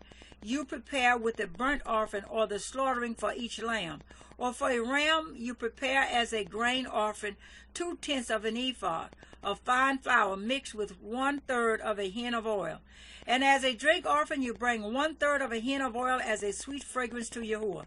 And when you prepare a young bull as a burnt offering or as a slaughtering to accomplish a vow or as a peace offering to Yahuwah, then shall be brought with the young bull a grain offering of 3/10 of an ephah of fine flour mixed with half a hin of oil. And bring as a drink offering half a hin of wine as an offering made by fire, a sweet fragrance to Yahuwah. This is what is done for each young bull, for each ram, or for each lamb or young goat, according to the number that you prepare. So you do for each one according to their number. Let all who are native do so with them, in bringing near an offering made by fire, a sweet fragrance to Yahuwah. And when a stranger sojourns with you, or whoever is among you throughout your generations, and would make an offering made by fire, a sweet fragrance to Yahuwah, as you do, so he does. One law is for you of the assembly and for the stranger who sojourns with you, a law forever throughout your generations. As you also is the stranger before Yahweh. One Torah and one right ruling is for you and for the stranger who sojourns with you. And Yahweh spoke to Moshe, saying, Speak to the children of Yisra'eel, and say to them, When you come into the land to which I bring you, then it shall be when you eat of the bread of the land that you present a contribution to Yahweh. Present a cake of the first of your dough as a contribution of the threshing floor you present it. Of the first of your dough you are to give to Yahweh a contribution throughout your generations. And when you sin by mistake and do not do all these commands which Yahweh has spoken to Moshe, all that Yahweh has commanded you by the hand of Moshe, from the day Yahweh gave command, and onward throughout your generations, then it shall be, if it is done by mistake, without the knowledge of the congregation, that all the congregation shall prepare one young bull as a burnt offering, as a sweet fragrance to Yahweh, with its grain offering and its drink offering according to the right ruling, and one male goat as a sin offering. Then the priest shall make atonement for all the congregation of the children of Yisrael, and it shall be forgiven them, for it was by mistake. And they shall bring their offering, an offering made by fire, to Yahweh, and their sin offering before Yahweh for their mistake, and it shall be forgiven. All the congregation of the children of Yisrael, and the stranger who sojourns in their midst, because all the people did it by mistake. And if a being sins by mistake, then he shall bring a female goat a year old as a sin offering. And the priest shall make atonement for the being who strays by mistake, when he sins by mistake before Yahweh, to make atonement for him, and it shall be forgiven him. For him who does whatever by mistake, there is one Torah, both for him who is native among the children of Israel, and for the stranger who sojourns in their midst. But the being who does whatever defiantly, whether he is native or a stranger, he reviles Yahweh, and that being shall be cut off from among his people, because he has despised the word of Yahweh and has broken his command. That being shall certainly be cut off. His crookedness is upon him. And while the children of Israel were in the wilderness, they found a man gathering sticks on the Sabbath day. And those who found him gathering sticks brought him to Moshe and to Aaron and to all the congregation. And they put him in under guard, because it had not been declared what should be done to him. And Yahuwah said to Moshe, The man shall certainly be put to death. All the congregation stoning him with stones outside the camp. And all the congregation brought him outside the camp and stoned him with stones, as Yahuwah commanded Moshe, and he died. And Yahuwah spoke to Moshe, saying, Speak to the children of Yisrael, and you shall say to them, to make tzitzit on the corners of their garments throughout their generations, and to put a blue cord in the tzitzit of the corners. And it shall be to you for a tzitzit, and you shall see it, and shall remember all the commands of Yahuwah, and shall do them, and not search after your own heart and your own eyes, after which you went whoring, so that you remember and shall do all my commands, and be set apart unto your Elohim. I am Yahuwah your Elohim, who brought you out of the land of Mitsrayim to be your Elohim. I am Yahuwah your Elohim. Bemidbar, Numbers chapter 16. And Korah, son of Yisra'eel, son of Kehath, son of Levi, took both Dathan and Abiram, the sons of Eliab, and On, son of Peleth, sons of Reuben, and they rose up before Moshe with some of the children of Israel, 250 leaders of the congregation, called ones of the meeting, men of name. And they assembled against Moshe and against Aaron, and said to them, Enough of you, for all the congregation is set apart, all of them, and Yahuwah is in their midst. Why then do you lift up yourselves above the assembly of Yahuwah? And when Moshe heard, he fell on his face and spoke to Korah and all his company, saying, Tomorrow morning Yahuwah shall make known who is his and who is set apart, and bring him near to him, and let him bring near to him the one whom he chooses. Do this, take fire holders, Korah and all your company, and put fire in them, and put incense in them before Yahweh tomorrow. And it shall be that the one whom Yahweh chooses is the set-apart one. Enough of you, sons of Levi.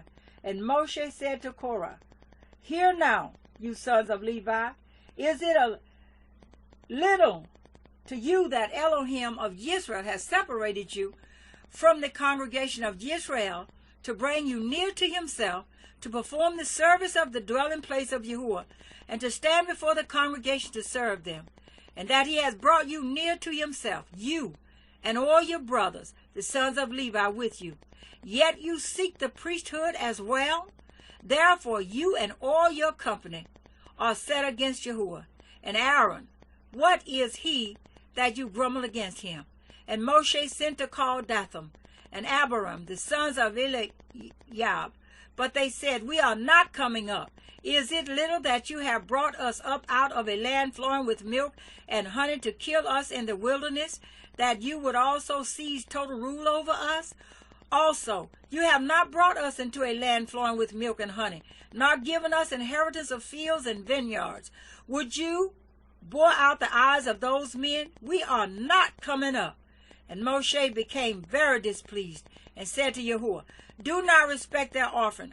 I have not taken one donkey from them, nor have I done harm to any of them. Then Moshe said to Korah, tomorrow you and all your company shall be there before Yahuwah, you and they and Aaron, and take each one his fire holder, and you shall put incense in it, and let each one bring his fire holder before Yahuwah. 255 holders, and you and Aaron, each one with his fire holder. So each one took his fire holder and put fire in it, and laid incense on it, and stood at the door of the tent of meeting with Moshe and Aaron. And Korah assembled all the congregation against them at the door of the tent of meeting. Then the esteem of Yahuwah appeared to all the congregation. And Yahuwah spoke to Moshe and to Aaron, saying, separate yourselves from the midst of this congregation, and let me consume them in a moment. But they fell on their faces and said, O El, Elohim of the spirits of all flesh, when one man sins, are you wroth with all the congregation? And Yahuwah spoke to Moshe, saying, speak to the congregation, saying, move away from around the tents of Korah, Dathan, and Abiram. So Moshe rose up and went to Dathan and Abiram, and the elders of Yisra'eel followed him. And he spoke to the congregation, saying, please turn away from the tents of these wrong men. Do not touch whatever belongs to them, lest you be consumed in all their sins. Then they moved away from around the tents of Korah, Dathan, and Abiram. And Dathan and Abiram came out and stood at the door of their tents with their wives and their sons and their little children. And Moshe said, by this you know that Yahuwah has sent me to do all these works, that they are from my own, that they are not from my own heart. If these die as all men do, or if they are visited as all men are visited, then Yahuwah has not sent me.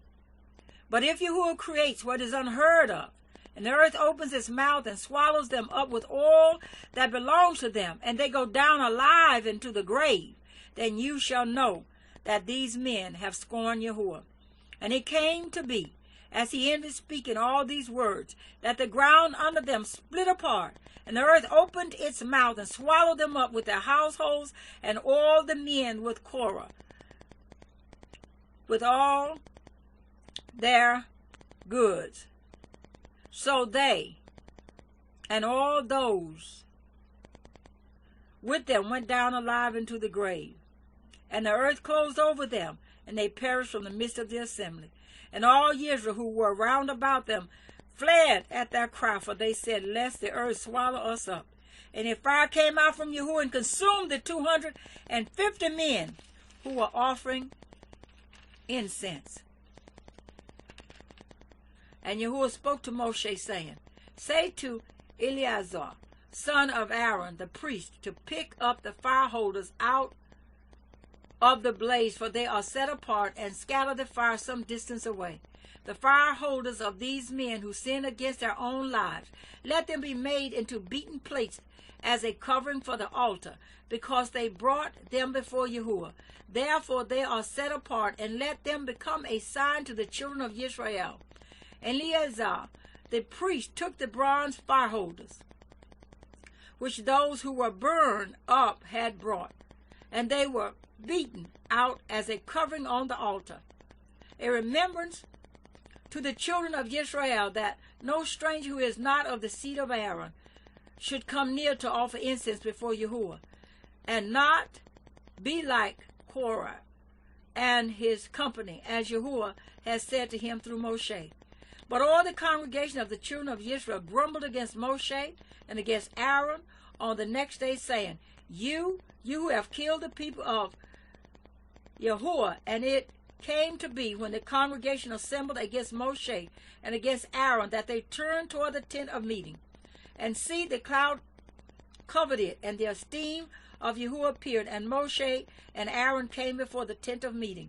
And Yahweh spoke to Moshe, saying, Arise from amidst the congregation, and let me consume them in a moment. And they fell on their faces. So Moshe said to Aaron, Take the fire holder and put fire in it from the altar, and lay incense on it, and go, hurry to the congregation, and make atonement for them, for wrath has gone out from Yahweh. The plague has begun. And Aaron took it as Moshe commanded, and ran into the midst of the assembly, and saw that the plague had begun among the people. And he laid on the incense, and made atonement for the people, and stood between the dead and the living, and the plague was stopped. And those who died in the plague were 14,700, besides those who died on account of Korah. Then Aaron returned to Moshe at the door of the tent of meeting, for the plague had stopped. Bemidbar, Numbers chapter 17. And Yahweh spoke to Moshe, saying, Speak to the children of Yisrael, and take from them a rod from each father's house, all their leaders according to their fathers' houses, 12 rods. Write each one's name on his rod, and write Aaron's name on the rod of Levi, for there is one rod for the head of each father's house. You shall then place them in the tent of meeting before the witness, where I meet with you. And it shall be that the rod of the man whom I chose buds, and I shall rid myself of the grumblings of the children of Yisrael, which they grumble against you. And Moshe spoke to the children of Israel, and all their leaders gave him a rod each, for each leader according to their father's house, 12 rods, and the rod of Aaron was among their rods. So Moshe placed the rods before Yahweh in the tent of the witness. And it came to be on the next day that Moshe went into the tent of the witness, and saw that the rod of Aaron of the house of Levi had budded, and brought forth buds, and blossomed, and bore ripe almonds. And Moshe brought out all the rods from before Yahweh to all the children of Israel. And they looked, and each man took his rod. And Yahweh said to Moshe, Bring Aaron's rod back before the witness, to be kept as a sign against the rebels, so that you put an end to their grumblings against me, lest they die. And Moshe did as Yahweh had commanded him. So he did. And the children of Israel spoke to Moshe, saying, See, we shall die, we shall perish, we shall all perish. Anyone who comes near the dwelling place of Yahweh dies. Shall we be consumed to die? Bemidbar, Numbers chapter 18. And Yahweh said to Aaron, You and your sons and your father's house with you are to bear the crookedness against the set-apart place, and you and your sons with you are to bear the crookedness against your priesthood. But bring with you your brothers of the tribe of Levi too, the tribe of your father, to join you and serve you, while you and your sons are with you before the tent of the witness. And they shall guard your charge and the duty of all the tent, but they do not come near the furnishings of the set-apart place and the altar, lest they die, both they and you. And they shall be joined with you, and guard the duty to the tent of meeting, for all the service of the tent. But a stranger does not come near you. And you shall guard the duty of the set-apart place and the duty of the altar, so that there be no more wrath on the children of Israel. And see, I myself have taken your brothers, the Levites, from the midst of the children of Israel, a gift to you, given by Yahweh, to do the service of the tent of meeting. But you and your sons with you are to guard your priesthood for all matters at the altar and behind the veil, and you shall serve. I have given you the priesthood as a gift for service, but the stranger who comes near is put to death. And Yahweh spoke to Aaron, and see, I myself have also given you the charge of my contributions, all the set-apart gifts of the children of Yisra'eel. I have given them to you for the anointing, and to your sons as a law forever. This is yours of the most set-apart gifts from the fire, all their offerings, all their grain offerings, and all their sin offerings, and all their guilt offerings which they render to me, are most set apart for you and your sons. Eat it in the most set apart place. Every male eats it. It is set apart to you. This also is yours, the contribution of their gift with all the wave offerings of the children of Yisrael. I have given them to you and your sons and daughters with you as a law forever. Everyone who is clean in your house eats it, all the best of the oil and all the best of the new wine and the grain. Their first fruits which they give to Yahweh, I have given them to you. The first fruits of all that is in their land, which they bring to Yahweh, are yours. Everyone who is clean in your house eats it. All that is dedicated in Yisrael is yours. Everyone opening a womb of all flesh which they bring to Yahweh, whether man or beast, is yours. But the firstborn of man you shall certainly ransom, and the firstborn of the unclean beast you ransom. And ransom your ransomed ones when 1 month old, according to your valuation. 5 shekels of silver, according to the shekel of the set-apart place, which is 20 garabs. But the firstborn of a cow, or the firstborn of a sheep, or the firstborn of a goat, you do not ransom. They are set apart. Sprinkle their blood on the altar, and burn their fat as an offering made by fire for a sweet fragrance to Yahuwah. And their flesh is yours, as the wave breast, and as the right thigh, it is yours. All the contributions of the set-apart gifts, which the children of Israel present to Yahuwah, I have given to you and your sons and daughters with you as a law forever. It is a covenant of salt forever before Yahuwah, with you and your seed with you. And Yahuwah said to Aaron, you are not to have an inheritance in their land, nor have any portion in their midst. I am your portion and your inheritance among the children of Israel. And see, I have given the children of Levi all the tithes in Israel as an inheritance in return for the service which they are serving, the service of the tent of meeting. And let the children of Israel no more come near the tent of meeting, lest they bear sin and die. Because the Levites shall do the service of the tent of meeting, so they themselves bear their crookedness.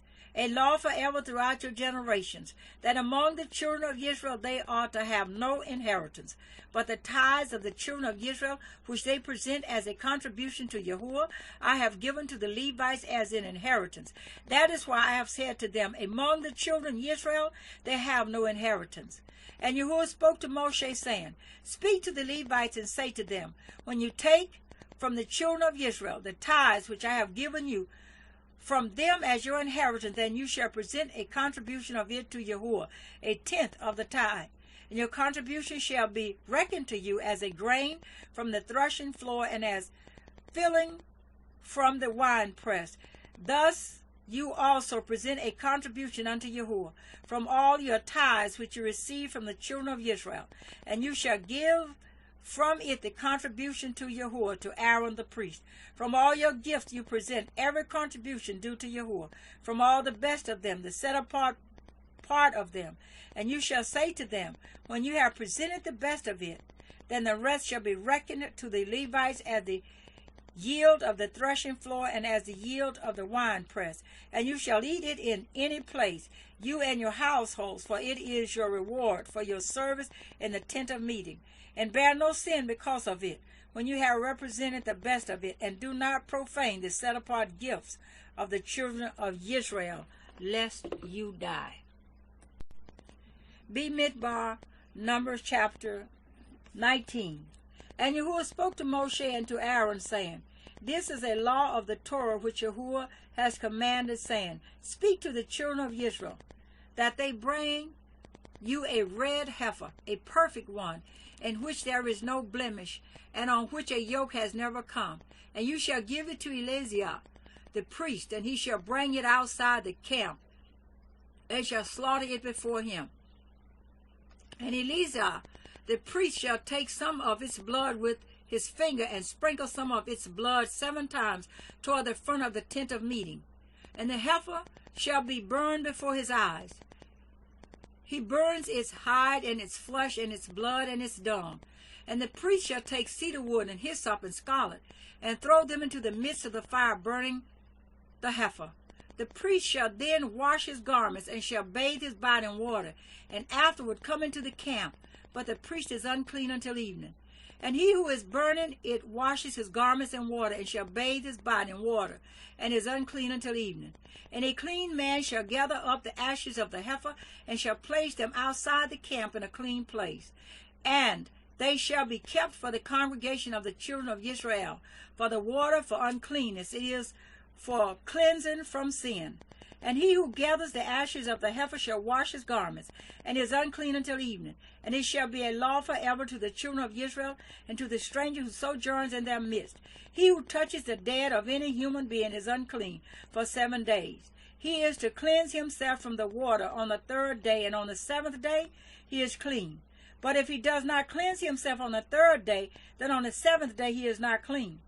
Anyone who touches the dead of a human being and does not cleanse himself defiles the dwelling place of Yahweh, and that being shall be cut off from Israel. He is unclean, for the water for uncleanness was not sprinkled on him. His uncleanness is still upon him. This is the Torah when a man dies in a tent. All who come into the tent and all who are in the tent are unclean for 7 days. And every open vessel which has no cover fastened on it is unclean. Anyone in the open field who touches someone slain by a sword, or who has died, or a bone of a man, or a grave, is unclean for 7 days. And for the unclean being they shall take some of the ashes of the heifer burnt for cleansing from sin, and running water shall be put on them in a vessel. And a clean man shall take hyssop and dip it in the water, and shall sprinkle it on the tent, and on all the vessels, and on the beings who were there, or on the one who touched a bone, or the slain, or the dead, or a grave. And the clean one shall sprinkle the unclean on the 3rd day, and on the 7th day. And on the 7th day he shall cleanse himself, and shall wash his garments, and bathe in water, and shall be clean in the evening. But the man who is unclean, and does not cleanse himself, that being shall be cut off from among the assembly, because he has defiled the set-apart place of Yahweh. Water for uncleanness has not been sprinkled on him. He is unclean. And it shall be a law for them forever. And the one who sprinkles the water for uncleanness washes his garments. And the one who touches the water for uncleanness is unclean until evening. And whatever the unclean being touches is unclean. And the being who touches it is unclean until evening. Bemidbar, Numbers chapter 20. And the children of Yisra'eel, all the congregation, came into the wilderness of Sin in the 1st month, and the people stayed in Kadesh. And Miriam died there and was buried there. Now there was no water for the congregation, and they assembled against Moshe and against Aharon. And the people continued with Moshe and spoke, saying, If only we had died when our brothers died before Yahweh. Why have you brought up the assembly of Yahweh into this wilderness, that we and our livestock should die here? And why have you brought us up out of Mitsrayim to bring us to this evil place? Not a place of grain or figs or vines or pomegranates, and there is no water to drink. Then Moshe and Aaron went from the presence of the assembly to the door of the tent of meeting, and they fell on their faces. And the esteem of Yahweh appeared to them. And Yahweh spoke to Moshe, saying, Take the rod and assemble the congregation, you and your brother Aaron. And you shall speak to the rock before their eyes, and it shall give its water. And you shall bring water for them out of the rock, and give drink to the congregation and their livestock. And Moshe took the rod from before Yahweh as he commanded him. And Moshe and Aaron assembled the assembly before the rock. And he said to them, Hear now, you rebels, shall we bring water for you out of this rock? Then Moshe lifted his hand and struck the rock twice with his rod. And much water came out, and the congregation and their livestock drank. But Yahweh spoke to Moshe and to Aaron, because you did not believe me to set me apart in the eyes of the children of Yisrael? Therefore you do not bring this assembly into the land which I have given them. These were the waters of Meribah, because the children of Yisrael contended with Yehua, and he was set apart among them. And Moshe sent messengers from Kadesh to the sovereign of Edom.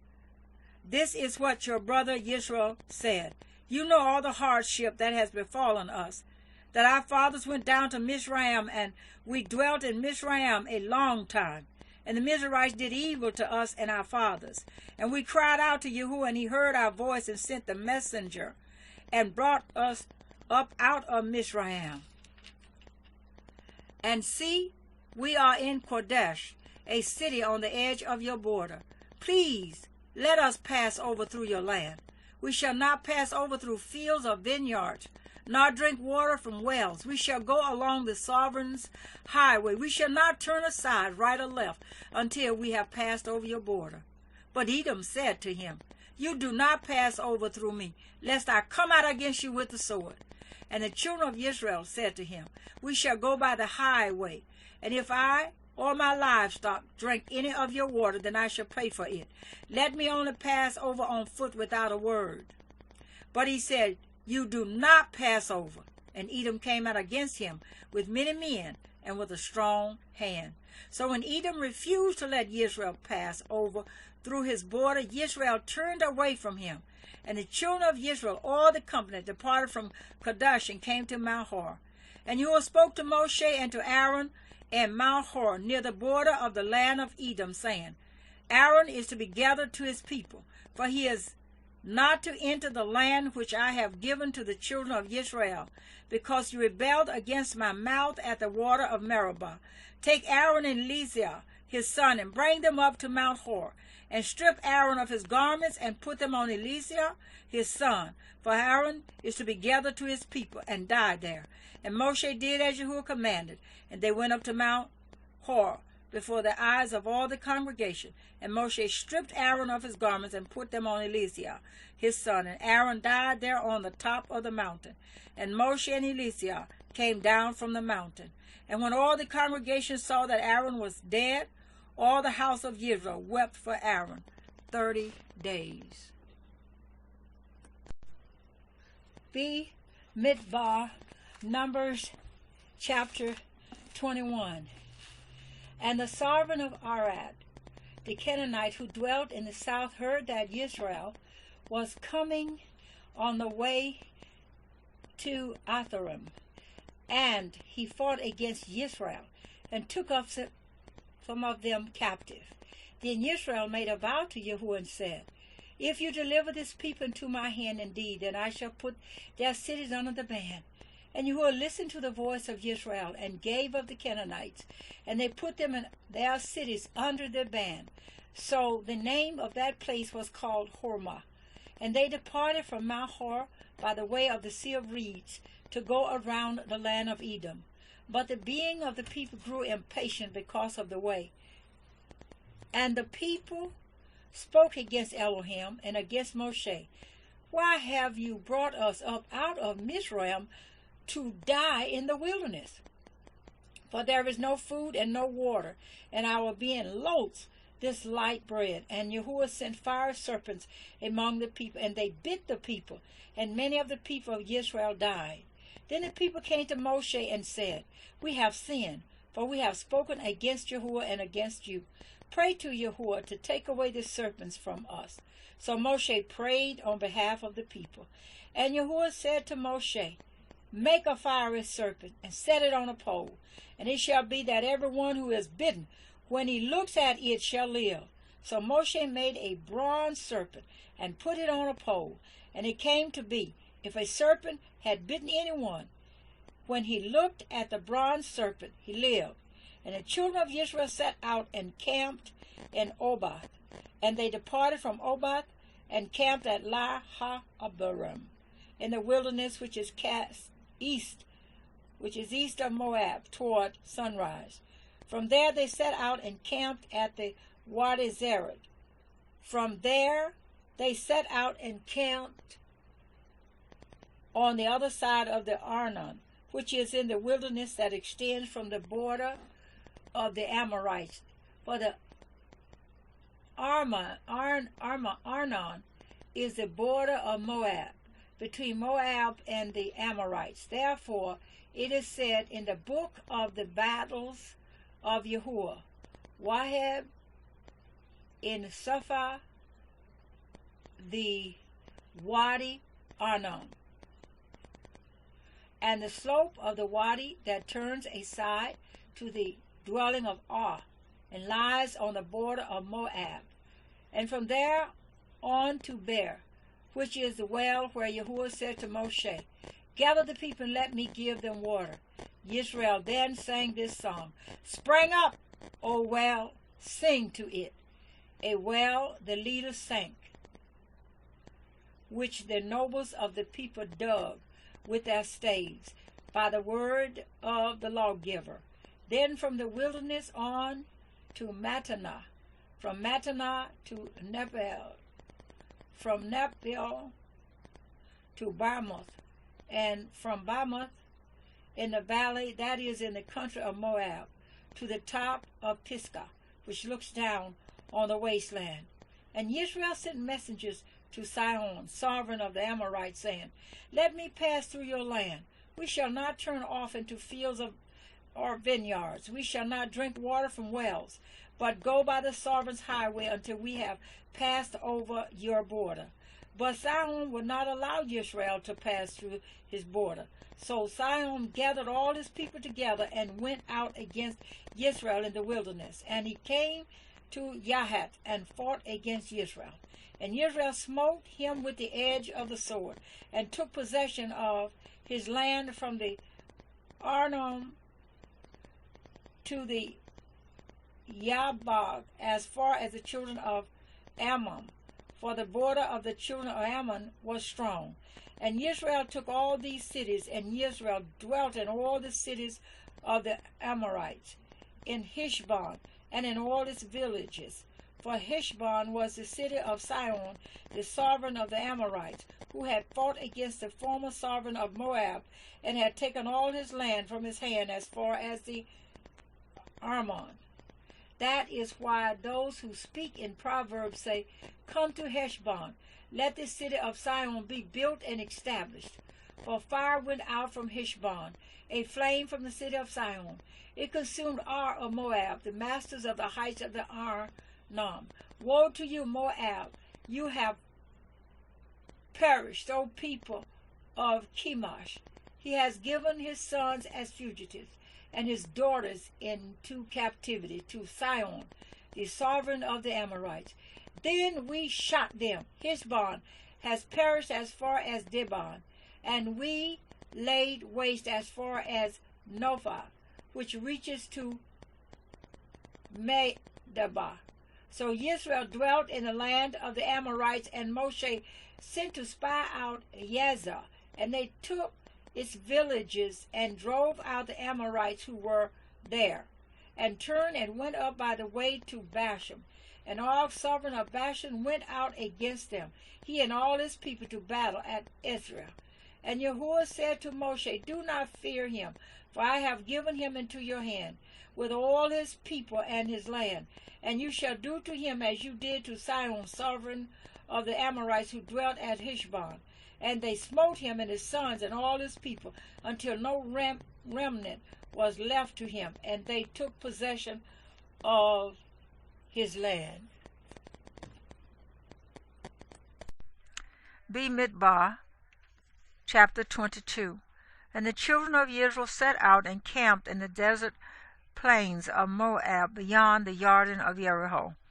And Balak son of Zippor saw all that Israel had done to the Amorites. And Moab was exceedingly afraid of the people, because they were many. And Moab was in dread because of the children of Israel. And Moab said to the elders of Midian, Now this company is licking up all that is around us, as an ox licks up the grass of the field. Now Balak son of Zippor was sovereign of the Moabites at that time.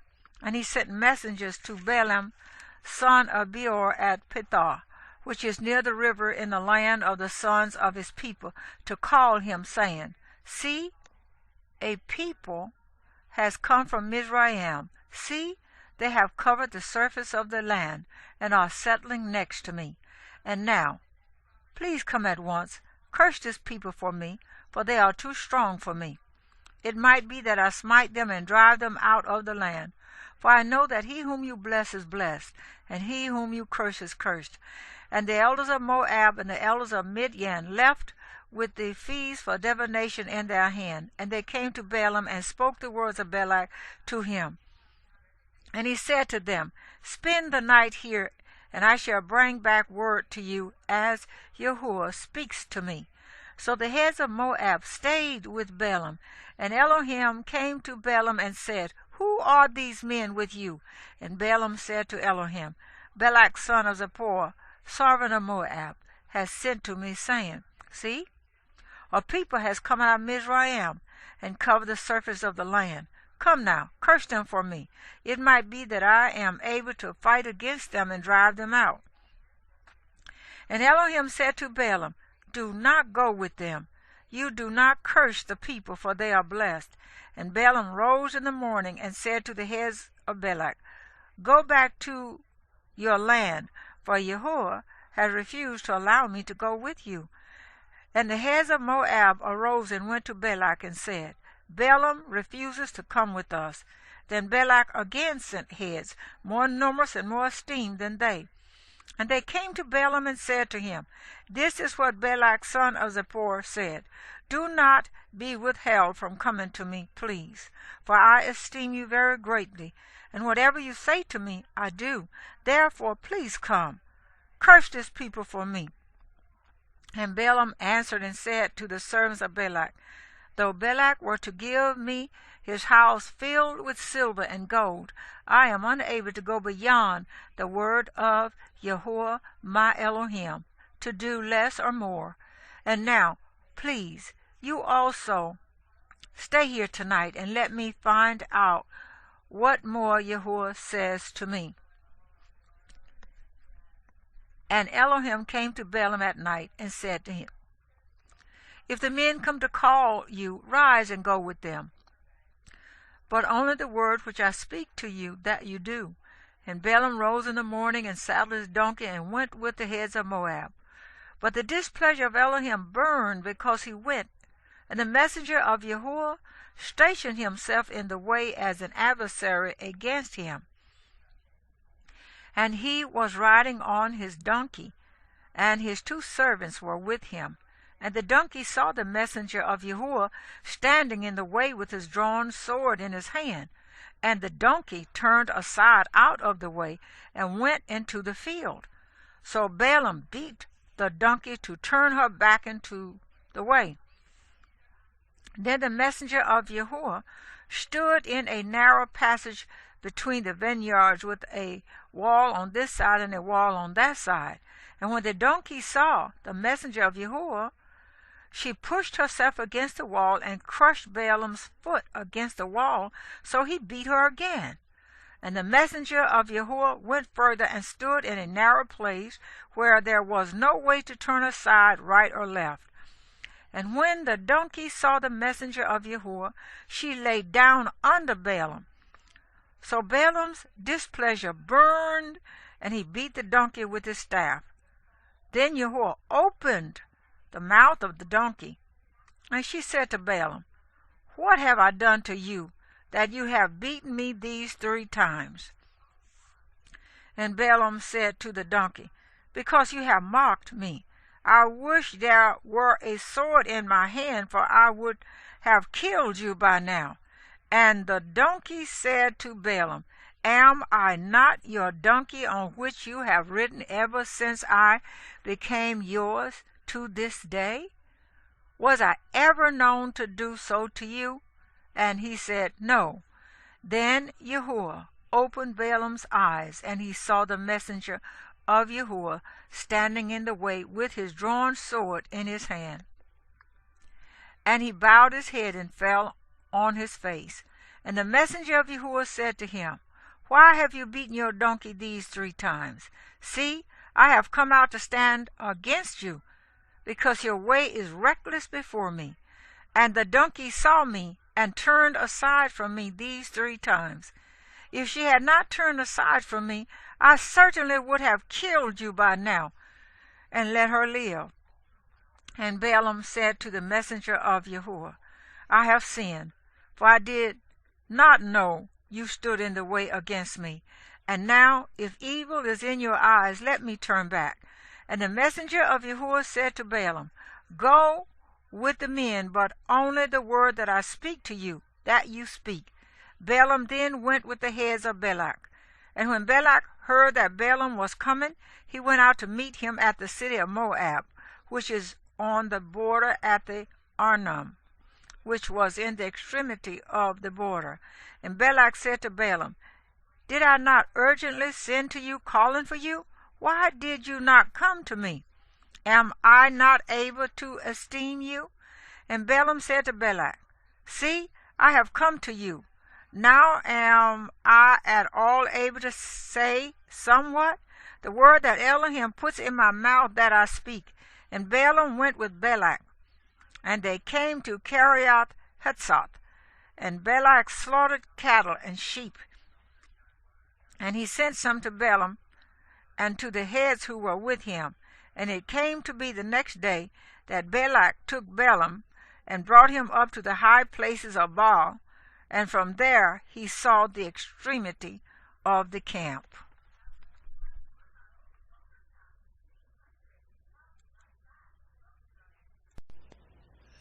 Bemidbar, Numbers chapter 23. And Balaam said to Balak, Build 7 altars for me here, and prepare 7 bulls and 7 rams for me here. And Balak did as Balaam had spoken. And Balak and Balaam offered a bull and a ram on each altar. Balaam then said to Balak, Stand by your burnt offering and let me go on. It might be that Yahweh does come to meet me, and whatever he shows me I shall declare to you. And he went to a bare height. And Elohim came to Balaam, and he said to him, I have prepared the 7 altars, and I have offered on each altar a bull and a ram. And Yahuwah put a word in the mouth of Balaam and said, Return to Balak, and this is what you say. And he returned to him and saw him standing by his burnt offering, he and all the heads of Moab. And he took up his proverb and said, Balak, the sovereign of Moab, has brought me from Aharon, from the mountains of the east. Come, curse Yaakov for me, and come, rage at Yisra'eel. How do I curse whom El has not cursed, and how do I rage at whom Yahuwah has not raged? For from the top of the rocks I see him, and from the hills I observe him. Look, a people dwelling alone, not reckoning itself among the nations. Who shall count the dust of Yaakov and the number of 1/4 of Yisrael? Let me die the death of the upright, and let my end be like his. And Balak said to Balaam, What have you done to me? I took you to curse my enemies, and look, you have kept on blessing. And he answered and said, Should I not take heed to speak what Yahuwah has put in my mouth? And Balak said to him, Please come with me to another place from where you see them. You only see the extremity, but not all of them. Curse them for me from there. And he took him to the field of Sophim, to the top of Pisgah, and built 7 altars, and offered a bull and a ram on each altar. And he said to Balak, Stand here by your burnt offering while I meet over there. And Yahuwah came to Balaam and put a word in his mouth and said, Go back to Balak and say this. So he went to him and saw him standing by his burnt offering, and the heads of Moab with him. And Balak asked him, What did Yahuwah say? And he took up his proverb and said, Rise up, Balak, and hear. Listen to me, son of Zippor. El is not a man to lie, nor a son of man to repent. Has he said, and would he not do it, or spoken, and would not confirm it? See, I have received to bless, and he has blessed, and I do not reverse it. He has not looked upon wickedness in Yaakov, nor has he seen trouble in Yisra'ელ. Yahweh, his Elohim, is with him, and the shout of a sovereign is in him. El, who brought them out of Mitsrayim, is for them like the horns of a wild ox. For there is no sorcery against Yaakov, nor is there any divination against Yisra'eel. Now it is said to Yaakov and to Yisra'eel, what has El done? Look, a people rises like a lioness, and lifts itself up like a lion. It lies not down until it devours the prey and drinks the blood of the slain. And Balak said to Balaam, do not curse them at all, nor bless them at all. And Balaam answered and said to Balak, have I not spoken to you, saying, all that Yahweh speaks that I do? And Balak said to Balaam, please come, let me take you to another place. It might be right in the eyes of Elohim, that you curse them for me from there. And Balak took Balaam to the top of Peor, that overlooks the wasteland. And Balaam said to Balak, build 7 altars for me here, and prepare 7 bulls and 7 rams for me here. And Balak did as Balaam had said, and offered a bull and a ram on each altar. Bemidbar, Numbers chapter 24. And when Balaam saw that it pleased Yahweh to bless Yisra'eel, he did not go as at other times to seek to use sorcery, but he set his face toward the wilderness. And Balaam lifted up his eyes and saw Yisra'eel encamped according to their tribes. And the spirit of Elohim came upon him. And he took up his proverb and said, the saying of Balaam, son of Beor, and the saying of the man whose eyes are opened, the saying of him who hears the words of El, who sees the vision of the Almighty, who falls down with eyes opened wide.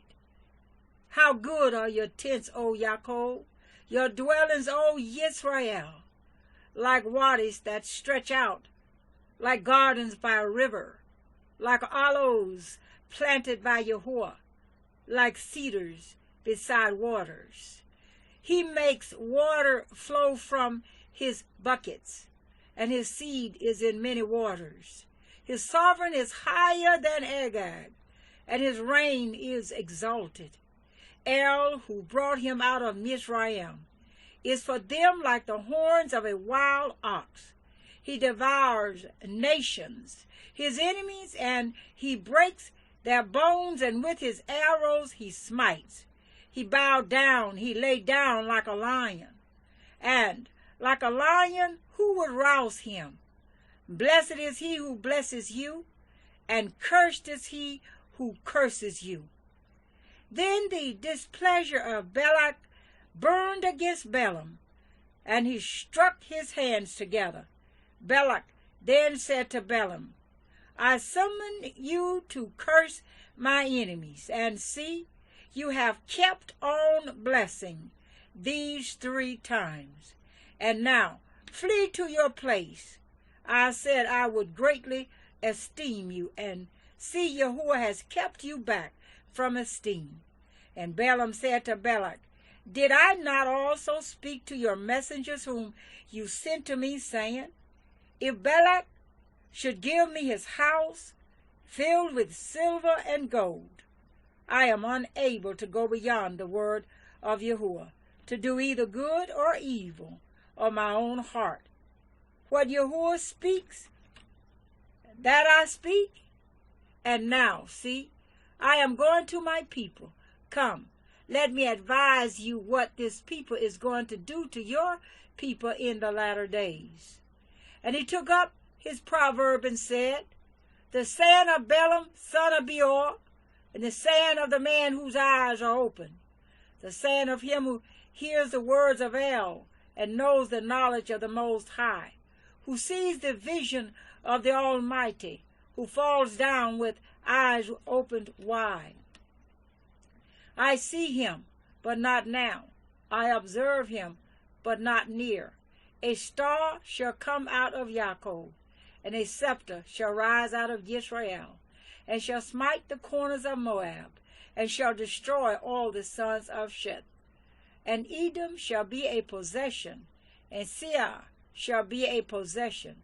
Enemies, and Yisra'eel is doing mightily.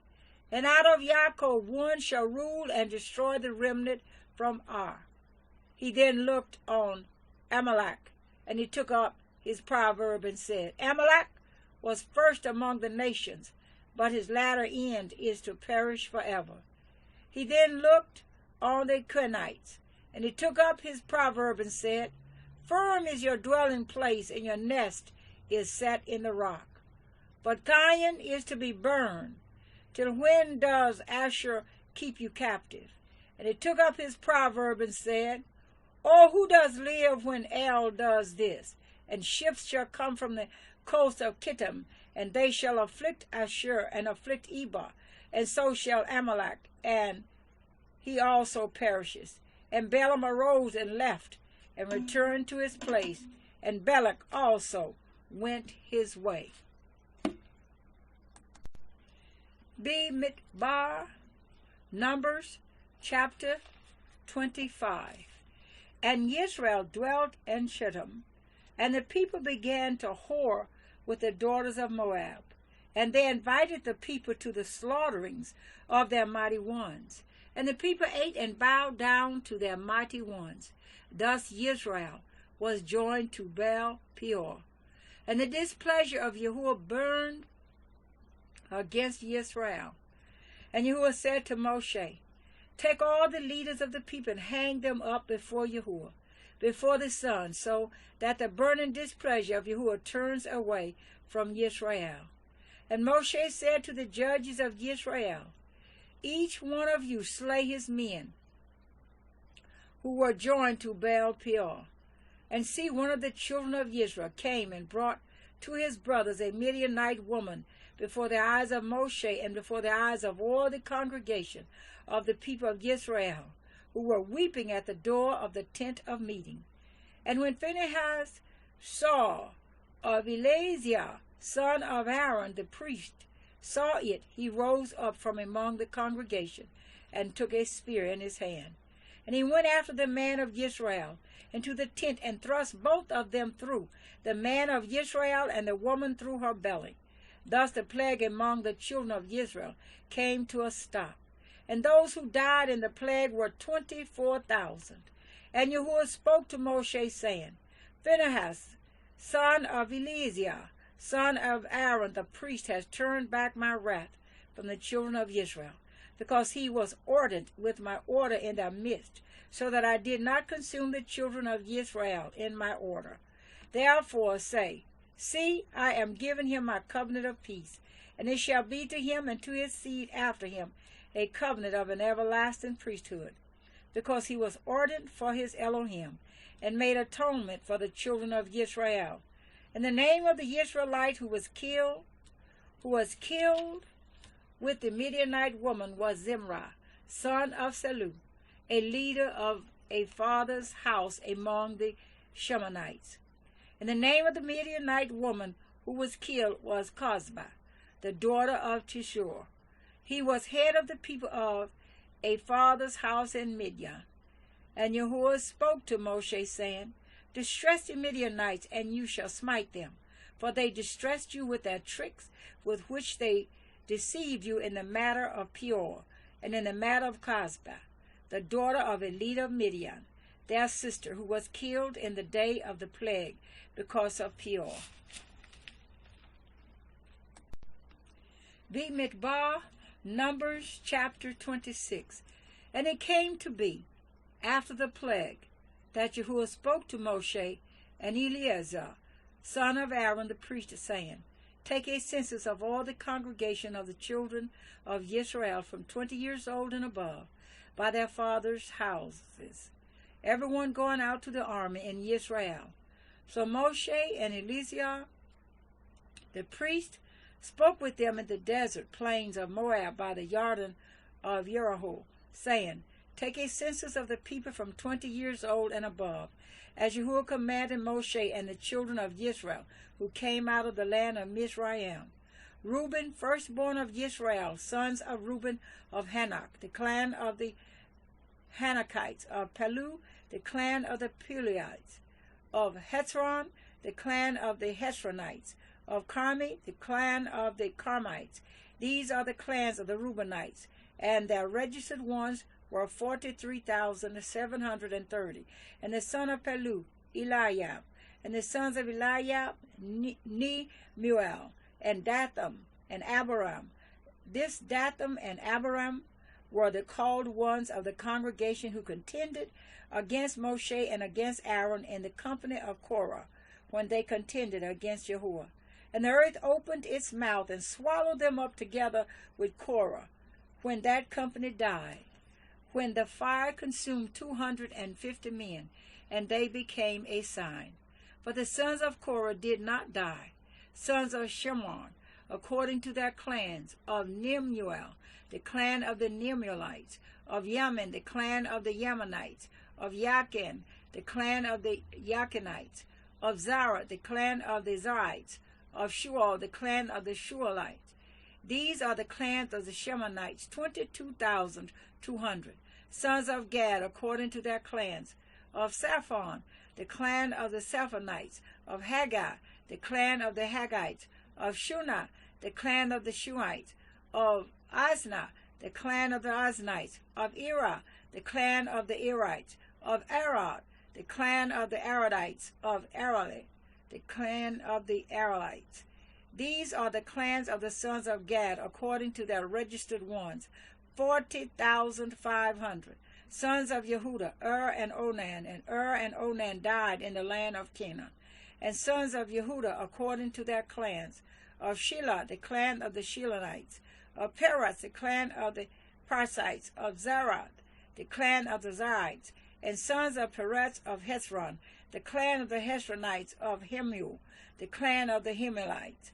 These are the clans of Yehuda, according to their registered ones, 76,500. Sons of Issachar, according to their clans, of Tola, the clan of the Tolites, of Puah, the clan of the Punites, of Yeshub, the clan of the Yeshubites, of Shimron, the clan of the Shemarites.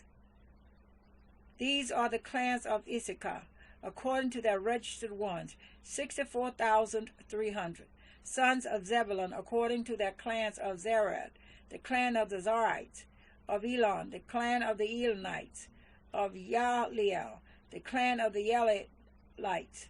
These are the clans of the Zebulunites, according to their registered ones, 60,500. Sons of Joseph, according to their clans, by Manasseh and Ephraim. Sons of Manasseh, of Makkah, the clan of the Macharites. And Makkah brought forth Gilead, of Gilead, the clan of the Gileadites. These are sons of Gilead, of Ezer, the clan of the Yezreelites, of Hilak, the clan of the Hilakites, of Azrael, the clan of the Azraelites, of Shechem, the clan of the Shechemites, of Shemida, the clan of the Shemadites, of Hepher, the clan of the Hepherites, and Zelophehad, son of Hepher, had no sons but daughters, and the names of the daughters of Zelophehad, Matlah, and Noah, Haglah, Milcah, and Tirza. These are the clans of the Manasseh, and their registered ones, 52,700. These are the sons of Ephraim, according to their clans, of Shuthelah, the clan of the Shuthahites, of Becca, the clan of the Beckites, of Tehan, the clan of the Tehanites. And these are the sons of Shetelah, of Iran, the clan of the Iranites. These are the clans of the sons of Ephraim, according to their registered ones, 32,500. These are the sons of Joseph, according to their clans. Sons of Benjamin, according to their clans, of Bela, the clan of the Belites, of Ashbel, the clan of the Ashbelites, of Abiram, the clan of the Abiramites, of Shepherham, the clan of the Shepherhamites, of Hupham, the clan of the Huphamites, And sons of Bela were Ard and Naaman of Ard, the clan of the Ardites of Naaman, the clan of the Naamites. These are sons of Benjamin according to their clans, and their registered ones 45,600. These are sons of Dan according to their clans of Shuham, the clan of the Shuhamites. These are the clans of Dan according to their clans. All the clans of the Shuhamites according to their registered ones 64,400. Sons of Asher according to their clans. Of Yimnah, the clan of the Yimites. Of Yishwa, the clan of the Yishwites. Of Beriah, the clan of the Berites. Of the sons of Beriah, of Heber, the clan of the Heberites. Of Malchiel, the clan of the Malchielites. And the name of the daughter of Asher was Sirah. These are the clans of the sons of Asher, according to their registered ones, 53,400. Sons of Naphtali, according to their clans. Of Yaseel, the clan of the Yaseelites. Of Gunai, the clan of the Gunites. Of Yetzer, the clan of the Yezreites. Of Shalem, the clan of the Shalemites. These are the clans of Naphtali, according to their clans, and their registered ones, 45,400. These are the registered ones of the children of Israel, 601,730. And Yahweh spoke to Moshe, saying, the land is to be divided to these as an inheritance, according to the number of names. To the large one you give a large inheritance, and to the small one you give a small inheritance. Each shall be given its inheritance according to their registered ones. But the land is divided by lot. They inherit according to the names of the tribes of their fathers. According to the lot, their inheritance is divided between the large and the smaller. And these are the registered ones of the Levites, according to their clans. Of Gershon, the clan of Gershonites. Of Quihath, the clan of the Quihathites. Of Merari, the clan of the Merarites. These are the clans of the Levites, the clan of the Libnites, the clan of the Hebronites, the clan of the Matlites, the clan of the Mushites, and the clan of the Korhites. And Korhath brought forth Amram, and the name of Amram's wife was Jochebed, the daughter of Levi, who was born to Levi in Mitsrayim. And to Amram she bore Aaron and Moshe and their sister Miriam. And to Aaron were born Nadab and Abihu, Eleazar and Ithamar. And Nadab and Abihu died when they brought strange fire before Yahweh. And their registered ones were 23,000, every male from a month old and above. For they were not registered among the other children of Yisra'eel, because there was no inheritance given to them among the children of Yisra'eel. These are the ones registered by Moshe and Eleazar, the priest who registered the sons of Yisrael in the desert plains of Moab by the Jordan of Jericho. But among these was not a man of those registered by Moshe and Aaron the priest, when they registered the sons of Israel in the wilderness of Sinai. For Yahweh had said of them, they shall certainly die in the wilderness, and not a man was left of them, except Caleb, son of Jephunneh, and Yahushua, son of Nun. Bemidbar, Numbers chapter 27. Then came the daughters of Zelophehad, son of Hepher, son of Gilad, son of Machir, son of Manasseh, from the clans of Manasseh, son of Joseph. And these were the names of his daughters, Mahlah, Noah, and Hoglah, and Milcah, and Tirzah. And they stood before Moshe, and before Eleazar the priest, and before the leaders and all the congregation, by the doorway of the tent of meeting, saying, Our father died in the wilderness, yet he was not in the company of those who were met together against Yahuwah in company with Korah. But he died in his own sin, and he had no sons. Why should the name of our father be removed from among his clan, because he had no son? Give us a possession among the brothers of our father.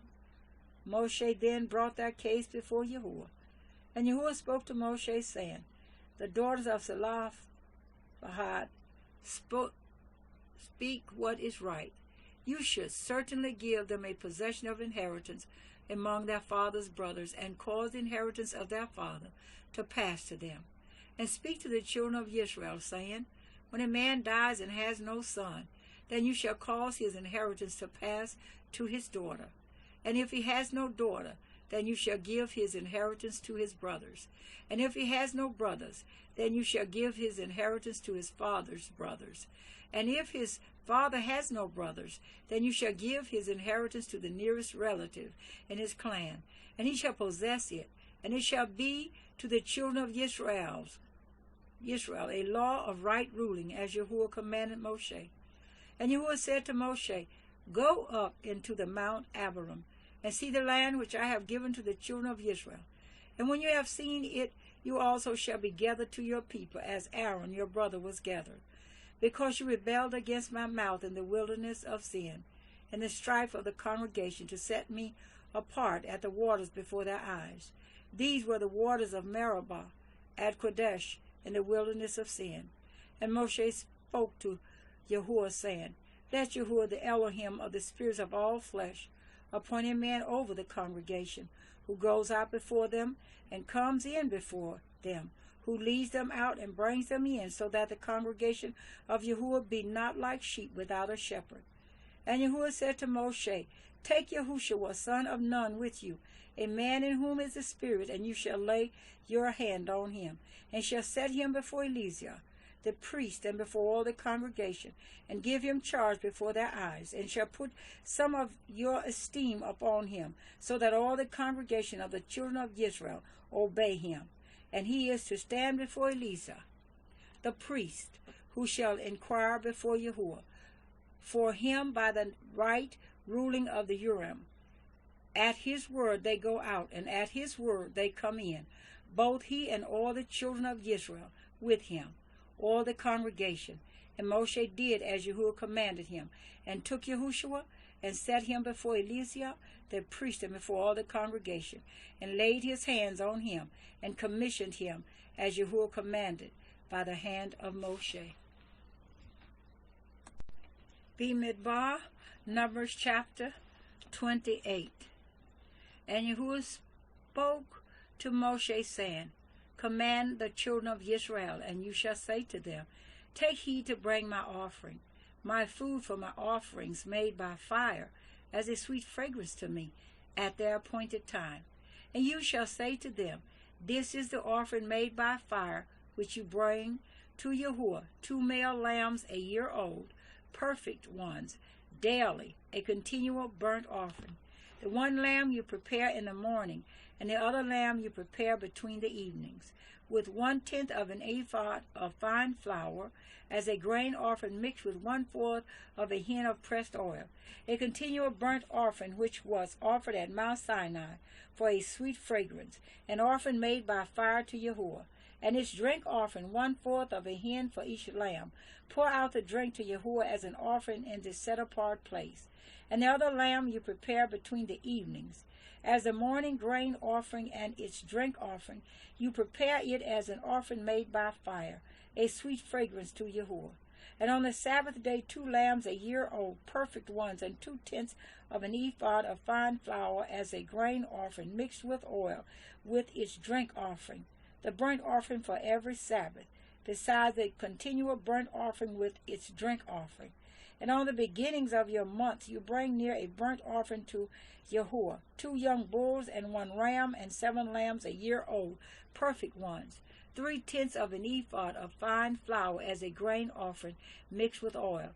For each bull 1/10 of an ephah of fine flour as a grain offering mixed with oil for the 1 ram, and 1/10 of an ephah of fine flour mixed with oil as a grain offering for each lamb, as a burnt offering of sweet fragrance, an offering made by fire to Yahweh. And their drink offering is 1/2 a hin of wine for a bull, and 1/3 of a hin for a ram, and 1/4 of a hin for a lamb.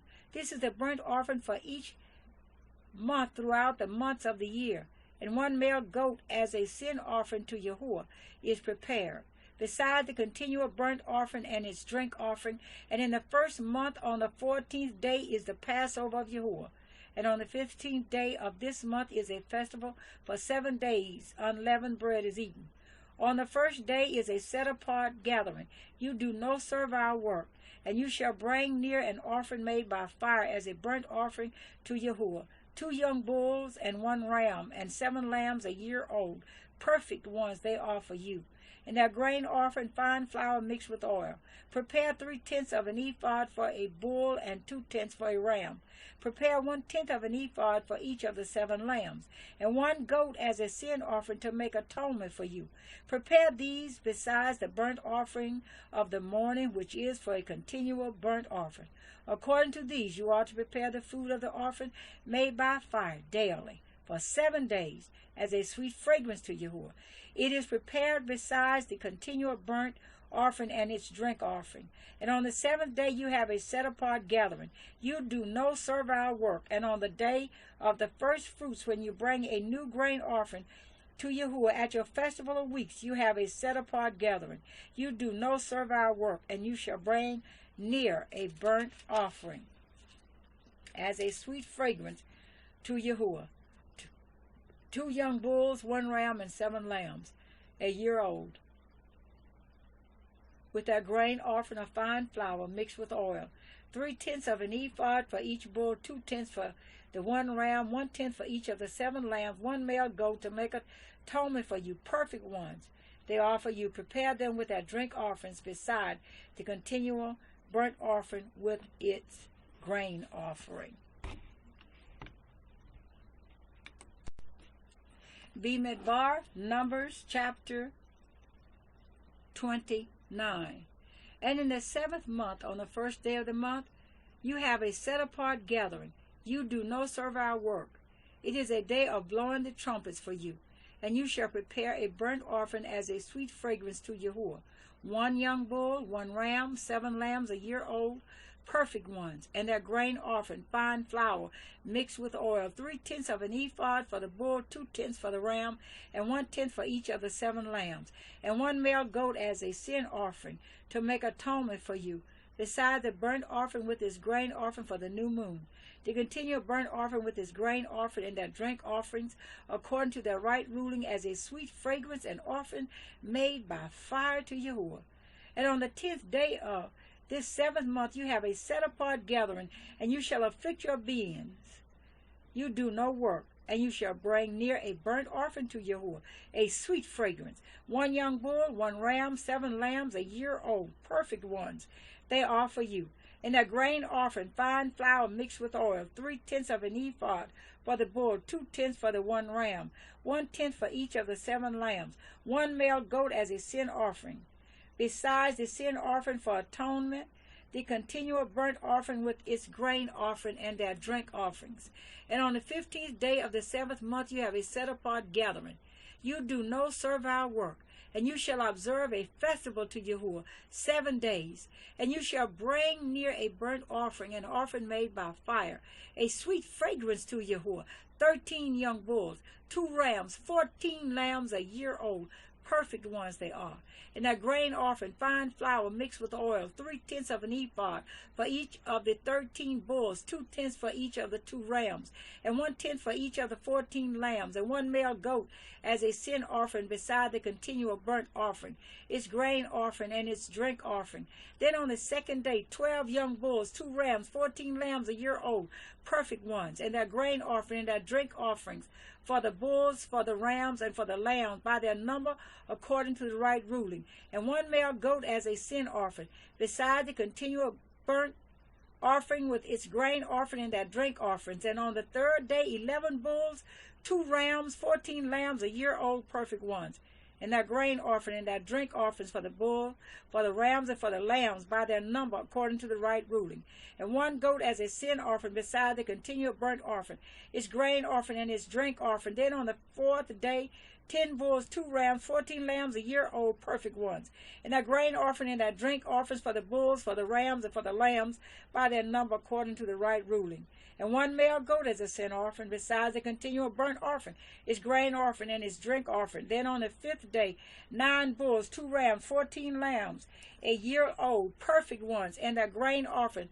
and their drink offerings for the bulls, for the rams and for the lambs by their number, according to the right ruling, and 1 goat as a sin offering, besides the continual burnt offering, its grain offering, and its drink offering. Then on the 6th day, 8 bulls, 2 rams, 14 lambs a year old, perfect ones, and their grain offering, and their drink offerings for the bulls, for the rams, and for the lambs, by their number according to the right ruling, and 1 goat as a sin offering, besides the continual burnt offering, its grain offering, and its drink offering. Then on the 7th day, 7 bulls, 2 rams, 14 lambs, a year old, perfect ones, and their grain offering, and their drink offering, for the bulls, for the rams, and for the lambs, by their number according to the right ruling, and 1 goat as a sin offering, besides the continual burnt offering, its grain offering, and its drink offering. On the 8th day you have an assembly, you do no servile work, and you shall bring near a burnt offering, an offering made by fire, a sweet fragrance to Yahweh, 1 bull, 1 ram, 7 lambs, a year old, perfect ones, their grain offering, and their drink offerings for the bull, for the ram, and for the lamb, by their number according to the right ruling, and 1 goat as a sin offering, besides the continual burnt offering, its grain offering, and its drink offering. These you prepare to Yahweh at your appointed times, besides your vowed offerings and your voluntary offerings, as your burnt offerings and your grain offerings, as your drink offerings and your peace offerings. And Moshe spoke to the children of Yisrael according to all Yahweh had commanded Moshe. Bemidbar, Numbers chapter 30. And Moshe spoke to the heads of the tribes concerning the children of Yisrael, saying, This is the word which Yahweh has commanded.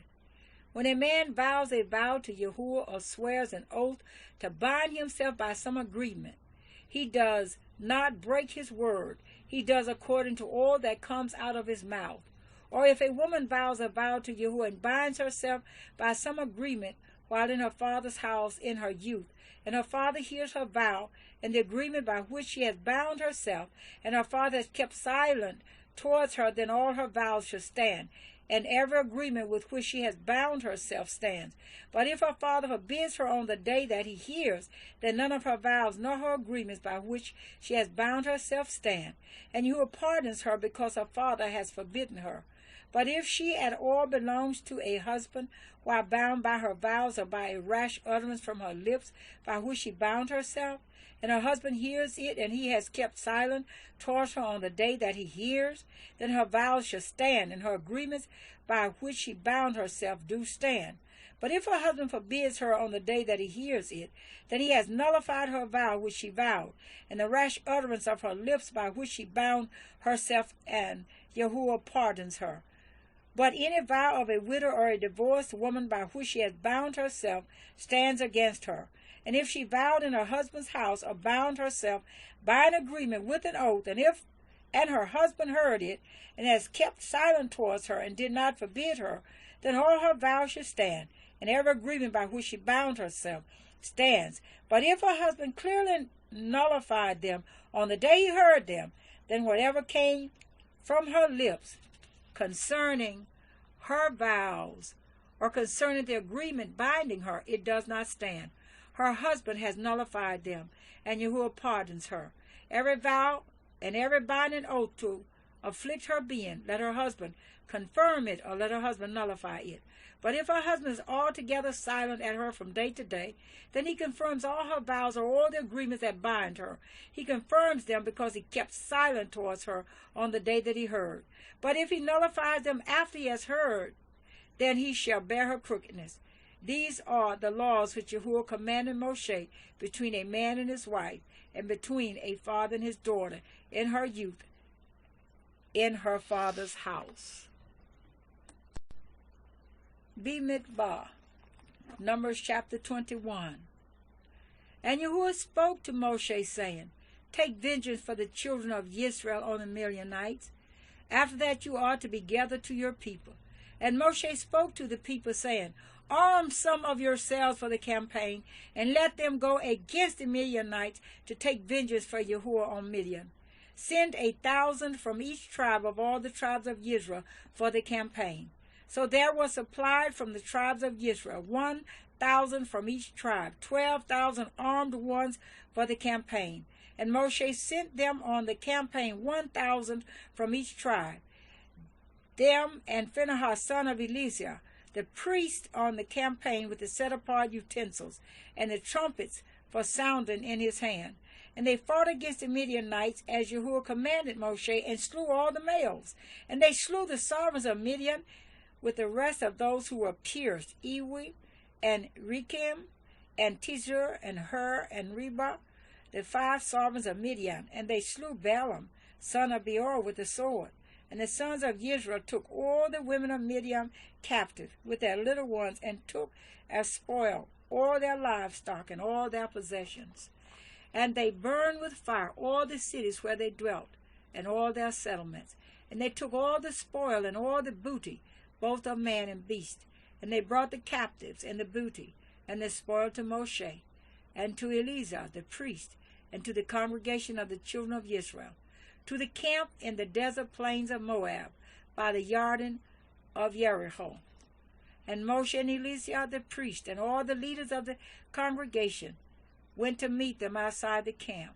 But Moshe was wroth with the officers of the army, with the commanders of thousands and commanders of hundreds, who had come from the campaign. And Moshe said to them, Have you kept all the women alive? Look, they are the ones who caused the children of Israel, through the word of Balaam, to trespass against Yahweh in the matter of Peor. And there was a plague among the congregation of Yahweh.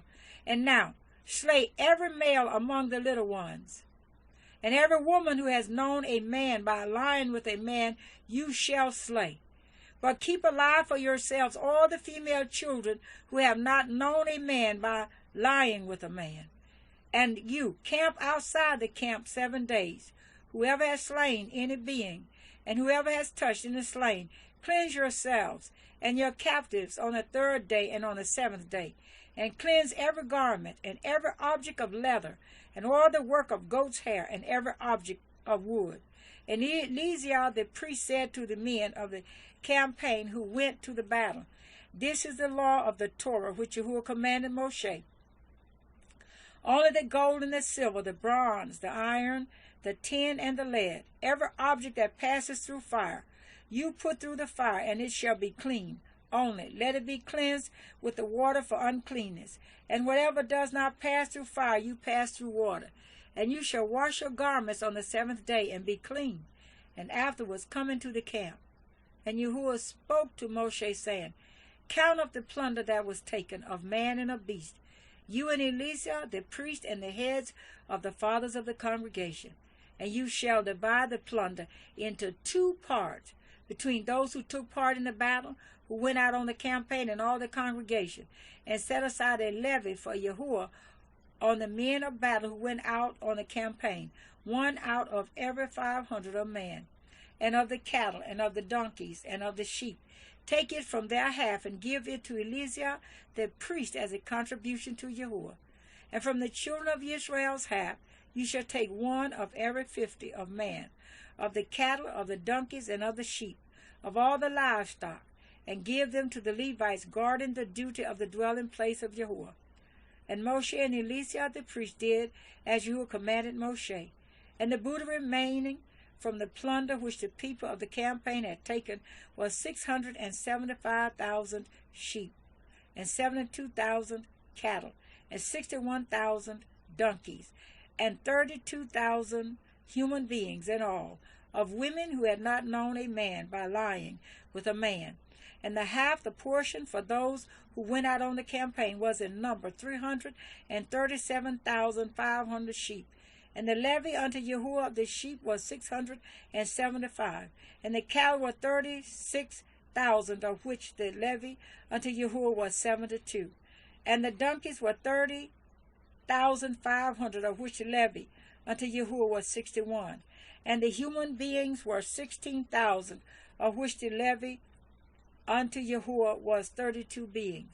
So Moshe gave the levy, which was the contribution unto Yahuwah, to Eleazar the priest, as Yahuwah commanded Moshe. And from the children of Israel's half, which Moshe divided from the men who campaigned. Now the half belonging to the congregation was 337,500 sheep, and 36,000 cattle, and 30,500 donkeys, and 16,000 human beings. Then Moshe took from the children of Israel half, one out of every 50 drawn from man and beast, and gave them to the Levites who guarded the duty of the dwelling place of Yahweh, as Yahweh commanded Moshe. And the officers who were over thousands of the campaign, the commanders of thousands and commanders of hundreds, came near to Moshe. And they said to Moshe, Your servants have taken account of the fighting men under our command, and not a man of us is missing. So we have brought an offering for Yahweh, whatever man found of ornaments of gold, armlets and bracelets and signet rings and earrings and necklaces, to make atonement for ourselves before Yahweh.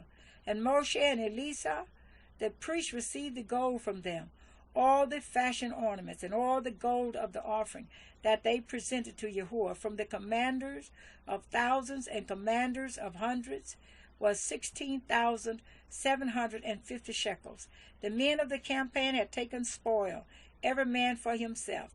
And Moshe and Eleazar, the priests, received the gold from the commanders of thousands and of hundreds, and brought it into the tent of meeting as a remembrance for the children of Yisra'eel before Yahweh. Bemidbar, Numbers chapter 32. And the children of Reuben and the children of Gad had much livestock, a large number. And they saw the land of Yisra'eel and the land of Gilead, and saw that the place was a place for livestock. So the children of Gad and the children of Reuben came and spoke to Moshe and to Eleazar, the priest, and to the leaders of the congregation, saying, Ataroth and Dibon and Yazer and Nimrah and Heshbon and Elalah and Sebam and Nebo and beyond. The land which Yahweh had smitten before the congregation of Yisrael is a land for livestock, and your servants have livestock. And they said, If we have found favor in your eyes, let this land be given to your servants as a possession, and do not let us pass over the Jordan. And Moshe said to the children of Gad and to the children of Reuben, Are your brothers to go into the battle while you yourselves sit here? Now why do you discourage the heart of the children of Israel from passing over into the land which Yahuwah has given them? Thus your fathers did when I sent them away from Kadesh Barnea to see the land. But when they went up to the Wadi Eshcol and saw the land, they discouraged the heart of the children of Israel, so that they did not go into the land which Yahuwah had given them. Then the displeasure of Yahuwah burned on that day, and he swore an oath, saying, Not one of the men who came up from Mitsrayim, from 20 years old and above, is to see the land of which I swore to Abraham, Yishak, and Yaakov, because they did not follow me completely, except Caleb, son of Jephunneh, the Quiznazite, and Yahushua, son of Nun, for they have followed Yahuwah completely. So the displeasure of Yahuwah burned against Yisra'eel, and he made them wander in the wilderness 40 years, until all the generation that had done evil in the eyes of Yahuwah was destroyed. And see, you have risen in your father's place, an increase of men, sinners, to add still more the burning displeasure of Yahuwah against Yisra'eel. For if you turn away from following him, he shall once again leave them in the wilderness, and you shall destroy all these people. Then they came near to him and said, Let us build sheep enclosures here for our livestock, and cities for our little ones. But let us ourselves be armed, hastening before the children of Israel, until we have brought them to their place. And our little ones shall dwell in the walled cities because of the inhabitants of the land. We shall not return to our homes until every one of the children of Israel has received his inheritance. For we shall not inherit with them on the other side of the Jordan and beyond, because our inheritance has fallen to us on this eastern side of the Jordan. And Moshe said to them, If you make this promise, if you arm yourselves before Yahuwah for battle, and all your armed ones pass over the Jordan before Yahuwah until he has driven out his enemies from before him, and the land has been subdued before Yahuwah, then afterward you shall return and be guiltless before Yahuwah and before Yisrael, and this land shall be your possession before Yahuwah. But if you do not do so, then see, You shall sin against Yahweh, and know your sin is going to find you out. Build cities for your little ones and enclosures for your sheep, and do what you have promised. And the children of Gad and the children of Reuben spoke to Moshe, saying, Your servants are going to do as my master commands. Our little ones, our wives, our flocks, and all our livestock are going to be there in the cities of Gilead. But your servants are passing over, every armed one of the army before Yahweh to battle, as my master says. And Moshe have gave command concerning them to Eleazar the priest, to Yahushua, son of Nun, and to the heads of the fathers of the tribes of the children of Yisrael. And Moshe said to them, If the children of Gad and the children of Reuben pass over the Jordan with you, every man armed for battle before Yahweh, and the land has been subdued before you, then you shall give them the land of Gilead as a possession. But if they do not pass over armed with you, they shall have possessions among you in the land of Canaan. Then the children of Gad and the children of Reuben answered, saying, As Yahweh has said to your servants, as we do, we ourselves are passing over, armed before Yahweh, and to the land of Canaan. But the possession of our inheritance remains with us beyond the Jordan. So Moshe gave to the children of Gad, to the children of Reuben, and to half the tribe of Manasseh, son of Joseph, the reign of Sihon, sovereign of the Amorites, and the reign of Og, sovereign of Bashan, the land with its cities within the borders, the cities of the land round about. And the children of Gad built Dibon, and Ataroth, and Aurora, and Atroth, Shophan, and Yasser, and Yogbehat, and Bet Nimrah, and Bet Haran, walled cities and enclosures for sheep. And the children of Reuben built Heshbon, and El-Elah, and Koriathaim, Nebo, and Baal-Meon, the names being changed, and Shipma, and they gave other names to the cities which they built. And the sons of Machir, son of Manasseh, went to Gilead and took it, and dispossessed the Amorites who were in it. So Moshe gave Gilead to Machir, son of Manasseh, and he dwelt in it. And Yair, son of Manasseh, went and took its small towns, and called them Hawath Yair. And Nobad went and took Quinath and the villages, and he called it Nobah, after his own name. Bemidbar, Numbers chapter 33. These are the departures of the children of Yisrael, who went out of the land of Mitsrayim by their divisions, under the hand of Moshe and Aaron. And Moshe wrote down the starting points of their departures at the command of Yahweh, and these are their departures according to their starting points. So they departed from Ramesses in the first month, on the 15th day of the first month, on the morrow of the Passover. The children of Israel went out with boldness before the eyes of all the Mizrahites. And the Mizrahites were bearing all their firstborn, whom Yahweh had smitten among them. Also on their mighty ones Yahweh had executed judgments. Then the children of Israel departed from Ramesses and camped at Sukkot. And they parted from Sukkot and camped at Etham, which is on the edge of the wilderness. And they departed from Etham and turned back to Pi-Hahiroth, which is east of Baal-Zephon. And they camped near Migdol. And they departed from before Hiroth, and passed over through the midst of the sea into the wilderness, went 3 days' journey in the wilderness of Etham, and camped at Marah. And they departed from Marah and came to Elam. And at Elam were 12 springs of water and 70 palm trees, so they camped there. And they departed from Elam and camped by the Sea of Reeds. And they departed from the Sea of Reeds and camped in the wilderness of Sin. And they departed from the wilderness of Sin and camped at Dophachah. And they departed from Dophachah and camped at Alush. And they departed from Alush and camped at Rephidim. And there was no water for the people to drink. And they departed from Rephidim and camped in the wilderness of Sinai. And they departed from the wilderness of Sinai and camped at Kabrath.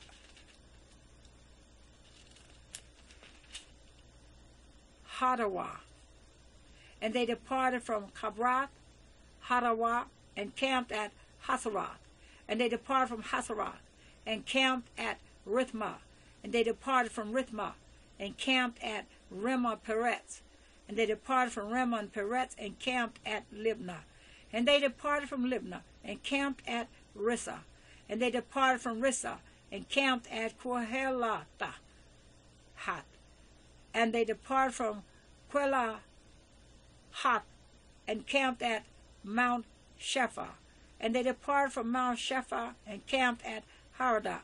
And they departed from Haradah, and camped at Markwelah. And they departed from Markwelah, and camped at Tahath. And they departed from Tahath, and camped at Tara. And they departed from Tara, and camped at Mithqah. And they departed from Mithqah, and camped at Heshmonah. And they departed from Heshmonah, and camped at Masaroth. And they departed from Masaroth, and camped at Benah Yachan. And they departed from Benah Yachan, and camped at Har Hagagad. And they departed from Har Hagagad, and camped at Yabahah. And they departed from Yabahah, and camped at Abernah. And they departed from Abernah, and camped at Esyon Gibor. And they departed from Esyon Gibor, and camped at the wilderness of Sin, which is Kadesh. And they departed from Kadesh, and camped at Mount Hor, on the boundary of the land of Edom. Then Aaron the priest went up to Mount Hor at the command of Yehua, and died there in the 40th year after the children of Yisra'eel had come out of the land of Mitsrayim on the first day of the 5th month. Now Aaron was 123 years old when he died on Mount Hor, and the sovereign of Arab, the Canaanite who dwelt in the south in the land of Canaan, heard of the coming of the children of Israel. So they departed from Mount Hor and camped at Salmonah. And they departed from Salmonah and camped at Punon. And they departed from Punon and camped at Obath. And they departed from Obath and camped at Aharon at the border of Moab. And they departed from Ayim and camped at Dibon Gad. And they departed from Dibon Gad and camped at Almon Diblathayimah. And they departed from Almon Diblathayimah and camped in the mountains of Abarim before Nebo. And they departed from the mountains of Abarim and camped in the desert plains of Moab by the Jordan of Jericho. And they camped by the Jordan from Bed Yeshmoth as far as Abel Shittim in the desert plains of Moab. And Yehua spoke to Moshe in the desert plains of Moab by the Jordan of Jericho, saying, Speak to the children of Israel, and say to them, When you have passed over the Jordan into the land of Canaan, then you shall drive out all the inhabitants of the land from before you, and shall destroy all their engraved stones, and shall destroy all their molded images, and lay waste all their high places. And you shall possess the land and dwell in it, for I have given you the land to possess. And you shall divide the land by lot as an inheritance among your clans. To the larger you give a large inheritance, and to the smaller you give a smaller inheritance. Whenever the lot falls to anyone, that is his. You inherit according to the tribes of your fathers. And if you do not drive out the inhabitants of the land from before you, then it shall be that those whom you let remain shall be pricks in your eyes and thorns in your sides. And they shall trouble you in the land where you dwell. And it shall be that I do to you as I thought to do to them. Bemidbar, Numbers chapter 34.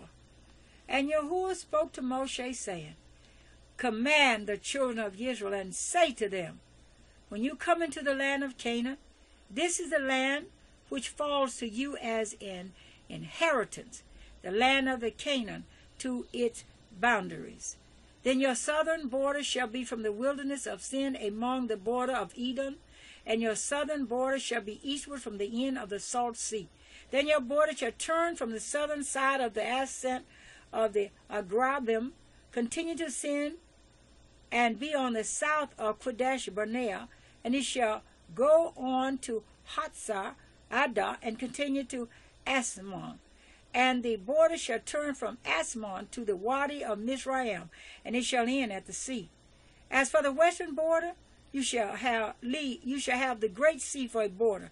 This is your western border, and this is your northern border. From the great sea you mark out your border lines to Mount Hor. From Mount Hor you mark out your border to the entrance of Hamath, and the edge of the border shall be toward Sadad, and the border shall proceed to Zephron, and it shall end at Hatzar Enan. This is your northern border. And you shall mark out your eastern border from Hatzar Enan to Shaphan. And the border shall go down from Shepham to Riblah on the east side of Ayan, and the border shall go down and reach to the eastern side of the sea of Kinnereth. And the border shall go down along the Jordan, and it shall end at the Salt Sea. This is your land with the surrounding boundaries. And Moshe commanded the children of Yisrael, saying, This is the land which you inherit by lot, which Yahweh has commanded to give to the 9 tribes and to the half-tribe. For the tribe of the children of Reuben, according to the house of their fathers, and the tribe of the children of Gad, according to the house of their fathers, have received their inheritance. And the half-tribe of Manasseh has received its inheritance. The 2 tribes and the half-tribe have received their inheritance beyond the Jordan of Jericho, eastward toward the sunrise. And Yahweh spoke to Moshe, saying, These are the names of the men who divide the land among you as an inheritance: Eleazar the priest, and Yahushua son of Nun. And take 1 leader of every tribe to divide the land of the inheritance. And these are the names of the men from the tribe of Yehudah: Caleb son of Jephunneh, and from the tribe of the children of Shimon, Shemuel son of Amminahud, from the tribe of Benjamin, Eladad son of Kishlon, and a leader from the tribe of the children of Dan, Bogai son of Yagla, from the sons of Joseph, a leader from the tribe of the children of Manasseh, Haniel son of Ephod, and a leader from the tribe of the children of Ephraim, Pumiel son of Shephtam, and a leader from the tribe of the children of Zebulun, Elisaphan son of Parnak, and a leader from the tribe of the children of Issachar, Peltiel son of Azan, and a leader from the tribe of the children of Asher, Ahahud son of Shelamah, and a leader from the tribe of the children of Naphtali, Pediel son of Ammihud. These are the ones Yahuwah commanded to divide the inheritance among the children of Yisrael in the land of Canaan. Bemidbar, Numbers chapter 35. And Yahuwah spoke to Moshe in the desert plains of Moab by the Jordan of Jericho, saying, Command the children of Israel that they shall give the Levites cities to dwell in from the inheritance of their possession. Also give the Levites open land around the cities, and they shall have the cities to dwell in, and their open land for their cattle and for their herds, and for all their livestock. And the open land of the cities which you give the Levites are from the wall of the city outward 1,000 cubits all around. And you shall measure outside the city on the east side 2,000 cubits, and on the south side 2,000 cubits, and on the west side 2,000 cubits, and on the north side 2,000 cubits. And the city is in the middle. This is to them the open land for the cities. And the cities which you give to the Levites are the 6 cities of refuge, which you give to them who killed someone to flee to, and to these you add 42 cities. All the cities which you give to the Levites are 48, these with their open land. And the cities which you give are from the possession of the children of Israel. From the larger tribe you give many, from the smaller you give few. Each one gives some of its cities to the Levites, in proportion to the inheritance that each inherits. And Yahuwah spoke to Moshe, saying, Speak to the children of Israel, and say to them, When you pass over the Jordan into the land of Canaan, then you shall choose cities to be cities of refuge for you, that the one who accidentally kills someone shall flee there, and they shall be cities of refuge for you from the revenger, and the one who kills someone is not to die until he stands before the congregation in right ruling. And of the cities which you give, 6 are to be cities of refuge. Give 3 cities beyond the Jordan, and give 3 cities in the land of Canaan as cities of refuge. These 6 cities are for refuge for the children of Israel, and for the sojourner, and for the settler in their midst, for anyone who accidentally kills someone to flee there. But if he has smitten him with an instrument of iron so that he dies, he is a murderer. The murderer shall certainly be put to death. And if he has smitten him with a stone in the hand by which one could die, and he does die, he is a murderer. The murderer shall certainly be put to death. Or if he has smitten him with a wooden instrument that could kill, and he does die, he is a murderer. The murderer shall certainly be put to death. The revenger of blood himself puts the murderer to death. When he meets him, he puts him to death. And if he thrusts him through in hatred, or throws an object at him while lying in wait, so that he dies, or in enmity, he smites him with his hand so that he dies, the one who smote him shall certainly be put to death, for he is a murderer.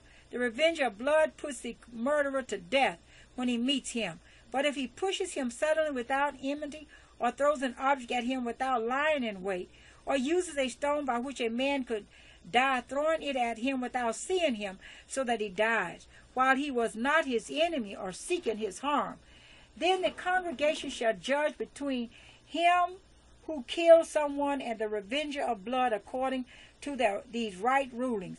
And the congregation shall rescue the one who killed someone from the hand of the revenger of blood, and the congregation shall return him to the city of refuge where he had fled, and he shall remain there until the death of the high priest who was anointed with the set-apart oil. But if the one who killed someone at any time goes outside the limits of the city of refuge where he fled, and the revenger of blood finds him outside the limits of his city of refuge, and the revenger of blood kills him who killed someone, he is not guilty of blood, because he should have remained in his city of refuge until the death of the high priest. But after the death of the high priest, he who killed someone is to return to the land of his possession. And these shall be for a law of right ruling to you throughout your generation in all your dwellings. Whoever kills someone has to be put to death as a murderer by the mouth of witnesses. But only one witness does not bear witness against someone to die. And take no ransom for the life of a murderer who is guilty of death, but he shall certainly be put to death. And take no ransom for him who has fled to his city of refuge to return to dwell in the land before the death of the priest. And do not profane the land where you are, for blood profanes the land, and the land is not pardoned for the blood that is shed on it, except by the blood of him who shed it. And do not defile the land which you inhabit, in the midst of which I dwell, for I, Yahweh, am dwelling in the midst of the children of Yisra'eel. Midbar, Numbers chapter 36.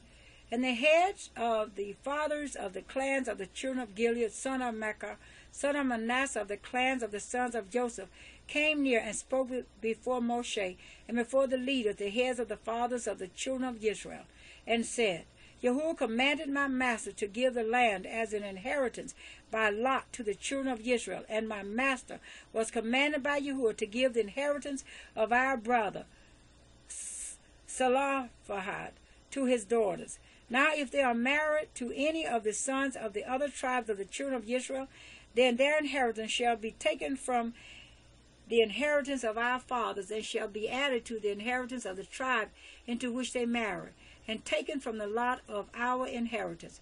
And if the jubilee of the children of Israel takes place, then their inheritance shall be added to the inheritance of the tribe into which they marry, and their inheritance taken away from the inheritance of the tribe of our fathers. And Moshe commanded the children of Israel according to the word of Yahweh, saying, What the tribe of the sons of Joseph speaks is right. This is the word which Yahweh has commanded for the daughters of Zelophehad, saying, Let them marry who is good in their eyes, but let them marry only within the clan of their father's tribe. And the inheritance of the children of Israel is not to change hands from tribe to tribe, but for every one of the children of Israel is to cling to the inheritance of the tribe of his fathers. And every daughter possessing an inheritance in any tribe of the children of Israel is to be the wife of one of the clan of her father's tribe, so that the children of Israel possess each the inheritance of his fathers. Thus the inheritance is not to change hands from one tribe to another, but every tribe of the children of Israel is to cling to its own inheritance. As Yahweh commanded Moshe, so did the daughters of Zelophehad. For Matla, Tirzah, and Hoglah, and Milcah, and Noah, the daughters of Zelophehad, were married to the sons of their fathers' brothers, and they were married into the clans of the children of Manasseh, the son of Joseph, and their inheritance remained in the tribe of their father's clan. These are the commands and the right rulings which Yahweh commanded the children of Yisra'ელ by the hand of Moshe in the desert plains of Moab by the Jordan of Jericho.